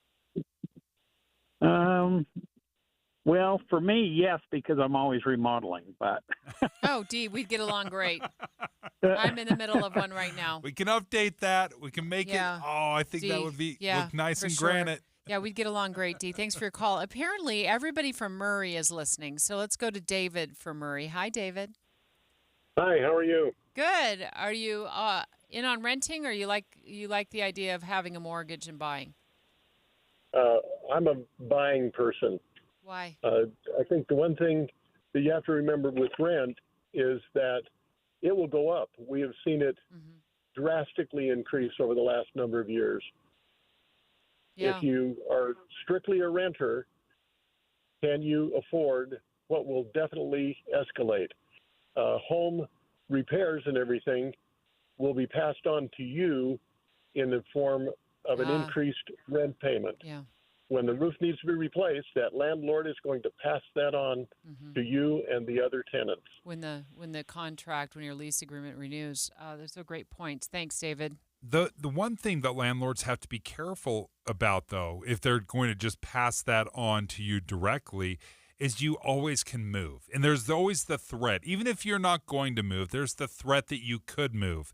So landlords, they can't just say, well, I'm going to jack that price up by $1,000 a month, because you'll just say, well, I'm out then. I'm not dealing with this any longer. So as I'm thinking about this, it is easier to just talk to myself about things that I need to get done around the house. Like I leave myself a list. I use my notes in my iPhone. I email and message myself what has to get. If you're dealing with a landlord, it can be, not all, but it can be on their timeline. So I'm pretty efficient when it comes to home repairs. If something goes wrong, I'm on it. I don't know if I could deal with somebody with personalities like, we'll get to you on Monday. And I'm not talking that light bulbs need to be changed.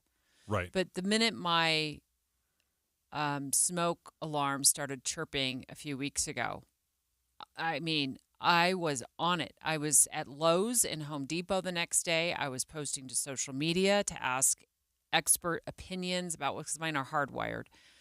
All this to figure it out. And I actually ended up, don't even ask me how. It is literally a miracle. I fixed it.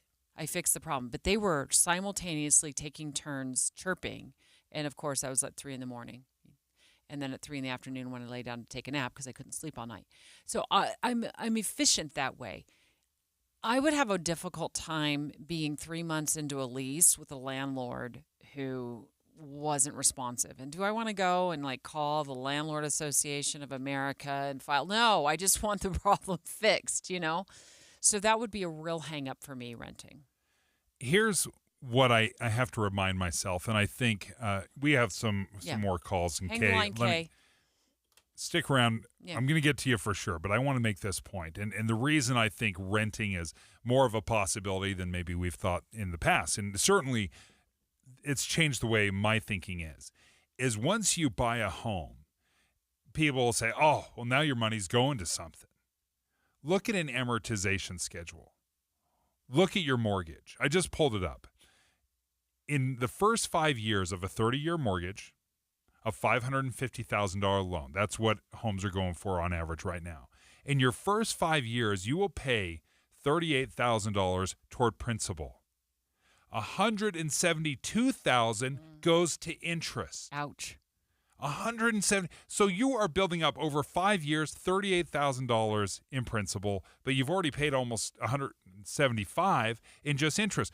Over the life of the entire loan, your interest is $670,000 in addition to the $550,000 in principal. You have just taken on a homework assignment for tomorrow's show.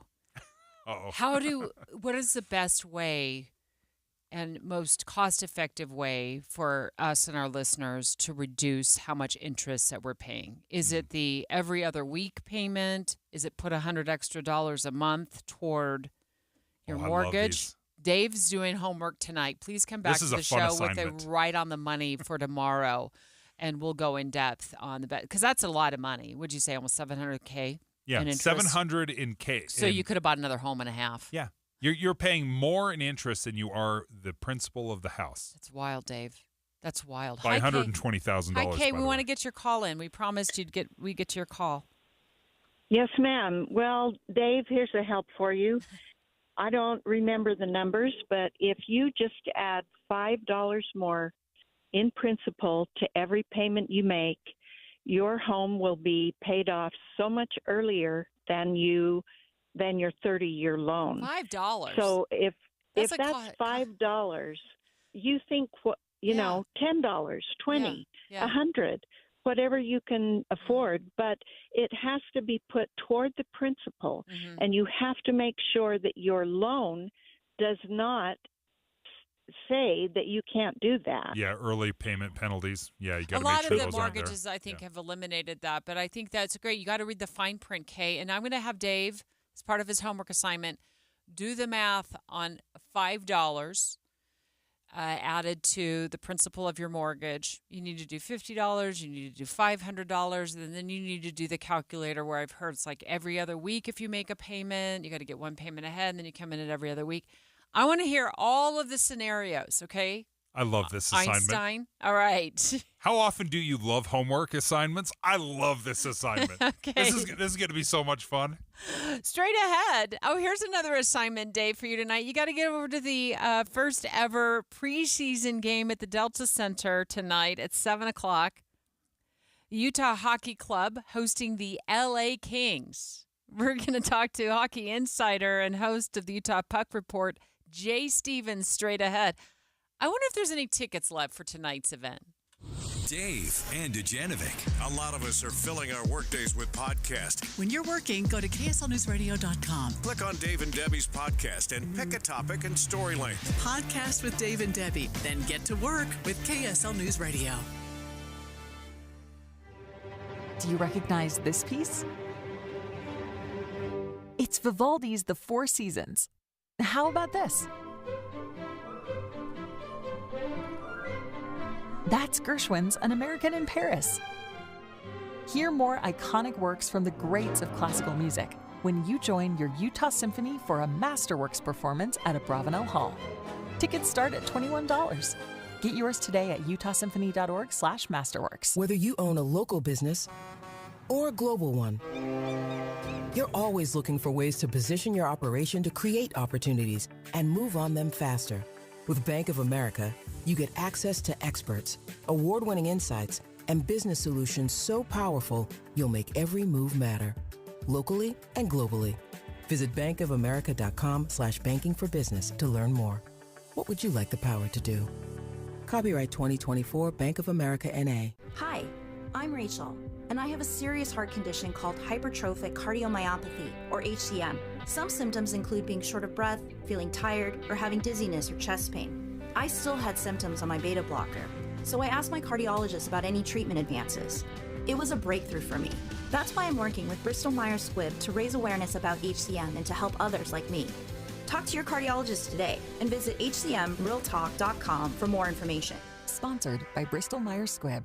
This is Derek Miller speaking on business. Get Healthy Utah is a nonprofit organization working to improve healthy eating and active living in the state. It envisions a Utah where a culture of health permeates every Utah community. Executive Director Alicia Duquara joins us with more. Many people think of healthy behavior as an individual responsibility. At Get Healthy Utah, we understand that our health also depends on where we live, work, and play.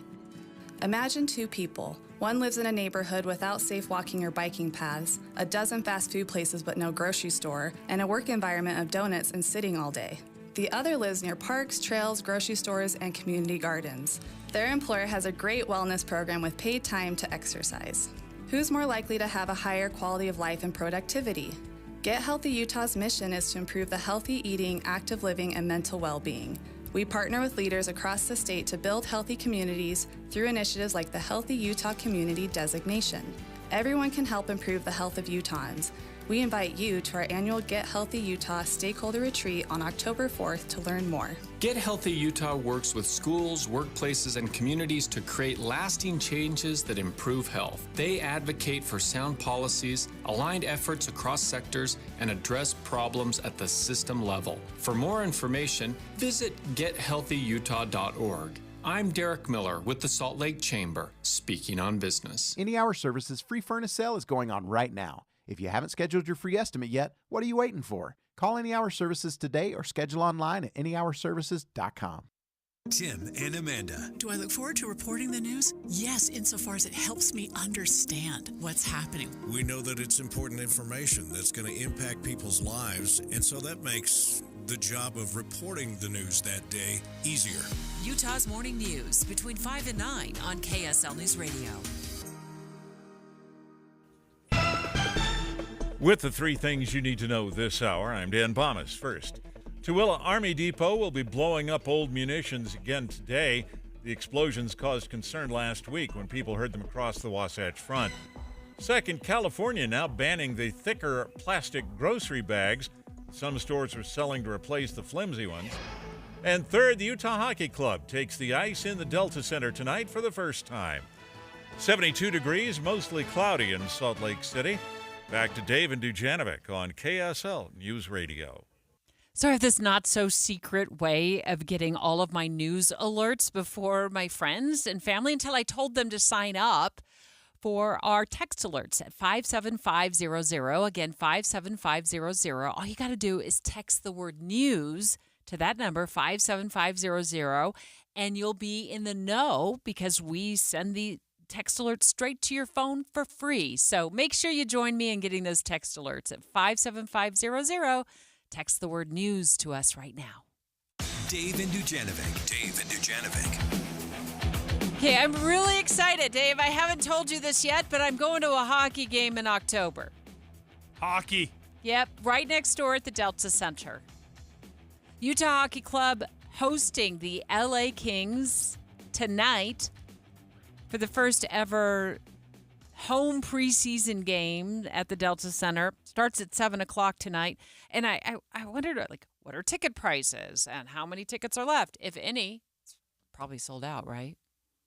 It's got to be sold out. Yeah, there's no way there's tickets left, right? Jay, are you there? I'm here. Hi. There are not tickets left, Oh. is what I was just told. You might be able to find some like on resale or whatever, but Utah is excited to finally see. Well, it's funny. We say finally, right? We've been talking about it. But 4 months ago, we didn't have an NHL team. And tonight, our NHL team takes the ice for the first time at their home rink, the Delta Center. That's awesome. Jay Stevens, host of KSL Sports Podcast, Utah Puck Report. You going to be there tonight? Of course, I'm going to be there tonight. I'm excited. I've been waiting for this my whole life. So and tonight we get to see our first line guys. I don't know if you watched the game last night, but tonight we get to see Clayton Keller, our star player. Spicy Tuna is going to be out there. Like it's going to be fun. This is awesome. One of the things I love about this is obviously there's an initial excitement, Jay. Everyone's excited, but we're not quite sure what to expect, especially for me who's never been a huge hockey guy. But now that I have a team, now that I have someone I can sink my teeth into, now it changes everything. Now I love hockey. So what's a good message for people that maybe are not the hardcore hockey fan like you are, that's kind of coming into this, not quite sure what to expect? What do you want them to know and be aware of? Just come to the game and know that it's fast and it's physical. And hockey's got everything you want, and you can take away from it what you want. If you want the hard physical game, if you're used to watching football, you're going to see it. And if you want to see the beauty in it, just the fact that these guys are doing all this stuff on ice skates and they're traveling super fast, and you can see the beauty of the game that way. And then the skill of these guys to be skating at 20 miles an hour, handling that puck and making these precision passes that are so fast. I mean, the game is, like I said, it's everything. It's fast, it's physical, it's so much fun. And now you're going to get to see it at the highest level. And I expect if you're not a Utah fan yet, you will be by the end of this season. Jay, we talked so much about the remodel of downtown Salt Lake and the Delta Center eventually. But in the meantime, have they had to readjust the seating inside the Delta Center so everybody has a view of the hockey game and then go back to like an NBA seating arrangement? What do you know about that? Yeah, they do. They're moving the seats. The seats behind the nets have to be retracted that are usually out for basketball games. There are going to be some of the seats are going to have, blocked vision or restricted view, as they call it. So they're doing the best they can, and then at the end of the season, they're going to tear down half the Delta Center and rebuild half the Delta Center, and then do the same at the end of next season. So then the seats will be fine. Right now, we're just kind of, realizing that some of the seats are going to be restricted, but you're still going to get to see most of it. And then plus, it's right there on the Jumbotron, and then you get the experience. It really is electric, and I think Utah has rallied around this idea more than my wildest imaginations. It's incredible. I'm so excited that there's such an energy. But because season tickets are not necessarily available. Single game tickets kind of hard to come by. It's been so incredibly sold out and popular. Preseason games. Where can I watch it? How do I get into it? Yeah, so that one's kind of difficult. There's SCG Plus. They just announced they have this SCG Plus, Smith's Entertainment Group Plus, and I bought it last night. It was $74 or something for the entire season. There is an antenna option if you still have an antenna. There's channel 16.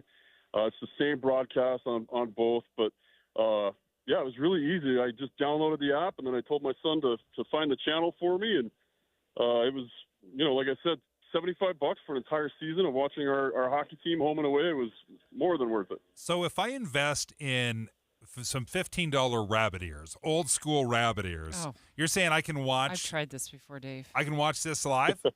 I've tried it before, Jay. It's you gotta know what you're doing, and sometimes you got to stand there with the rabbit ears, and your arms get tired because you're holding the rabbit ears over your head. So I don't know if Dave got it in him to do that for tonight. Yeah, just like the old days, right? When we were running around hanging aluminum foil off our antennas trying to get a better signal. I did that too. Yeah, I like this option, though. It just wasn't worth it. I just went in and bought the app. Well, they won last night, right? Yeah, they did win last night, and it was an exciting game. Awesome. We had a blunder, and then our team took over, and 5-3. Then they had a little shootout. That game had everything. I expect this game tonight's going to have a lot of stuff, and we're going to see our stars and then some young kids trying to make the roster. So it's got everything. Is it really hard? I'm sorry, Dave. Is it really hard to get tickets? I know you said tonight's sold out, but what are your thoughts on tickets, Jay? If you really wanted to go tonight, you could find tickets. I'm sorry, I'm standing outside the practice rink and the lawn crew just came by. You are able to find some tickets on SeatGeek, but I imagine they're going to get kind of pricey for tonight. Everybody wants to be a part of it, right? So right now the resellers are having a filled day, but their tickets, you can find them, and you can still find them for October 8th against the Blackhawks. But man, they're spendy. Everybody's excited, and that's the hottest ticket in town right now. Jay, give me some expectations here. This is different than an expansion league. This is an established franchise with some teams. Typically, expansion leagues or teams are just awful and terrible because they're just getting the dregs, trying to build up from the ground up. This is a team that is already established. What should my expectations be for this team? We got really lucky. We got an Arizona team that wasn't very good for the last 5 years. They were in a rebuilding phase, and we're kind of at the end of their rebuilding phase where they weaponized the draft. They picked up some big draft picks. We have a lot of first-round picks from the last few years that are just maturing enough now to make the team. I think we're going to be good, and I think we make the playoffs this year. And I don't think we just limp into the playoffs either. It's just watching these guys practice every day. They're a good, solid team. We've replaced almost our entire D-core, and so we're good defensively. Jay Stevens, hey, best of luck. So excited for tonight. I'll be watching as well. So if you want to listen to a great podcast, Jay Stevens is the host of the KSL Utah Puck Report, where he talks all things Utah Hockey Club. Thanks, Jay. Best of luck tonight. Thank you, guys. Thanks, Jay. Have fun. Yeah, go Utah Hockey Club. Okay, so I just went to SeatGeek looking for October 8th because I thought the Blackhawks would be a fun game. Is it a match? Game one. Is that what they call it? A game? A match? Hockey match, yeah. Hockey match? Okay. How about $249? For one seat? For one seat. In the nosebleeds? Let's see. Yeah, it's pretty high up there, Dave. Dave. It's in the nosebleeds. 231 at the really, the way nosebleeds. And then you get closer to the ice, to the rink. Is it a rink? Okay, I'm going to get my hockey terminology back. $935? I still remember I went to the very first game in the Delta Center. The very first game the Jazz played. It's an experience. This is something that is here. It is here to stay. I can see why people would pay that for an unbelievable first-time experience. I'm trying to remember when I have my tickets for. I'm not going to miss it now that I know that it's such a valuable ticket. I think it's October 22nd. But if you want to watch it, again, you can watch it live for free on Channel 16. That's brand new information for me. Or you can watch it online. You can buy a subscription from the Smith Entertainment Group. You can get a Jazz hockey combo for $175. That gives you all the games for the Jazz, all the games for hockey for $175. Or you can, split it up. It's a little bit cheaper. KSL FM Midvale. KSL Salt Lake City. From the KSL Common Spirit Health Studios, this is KSL News.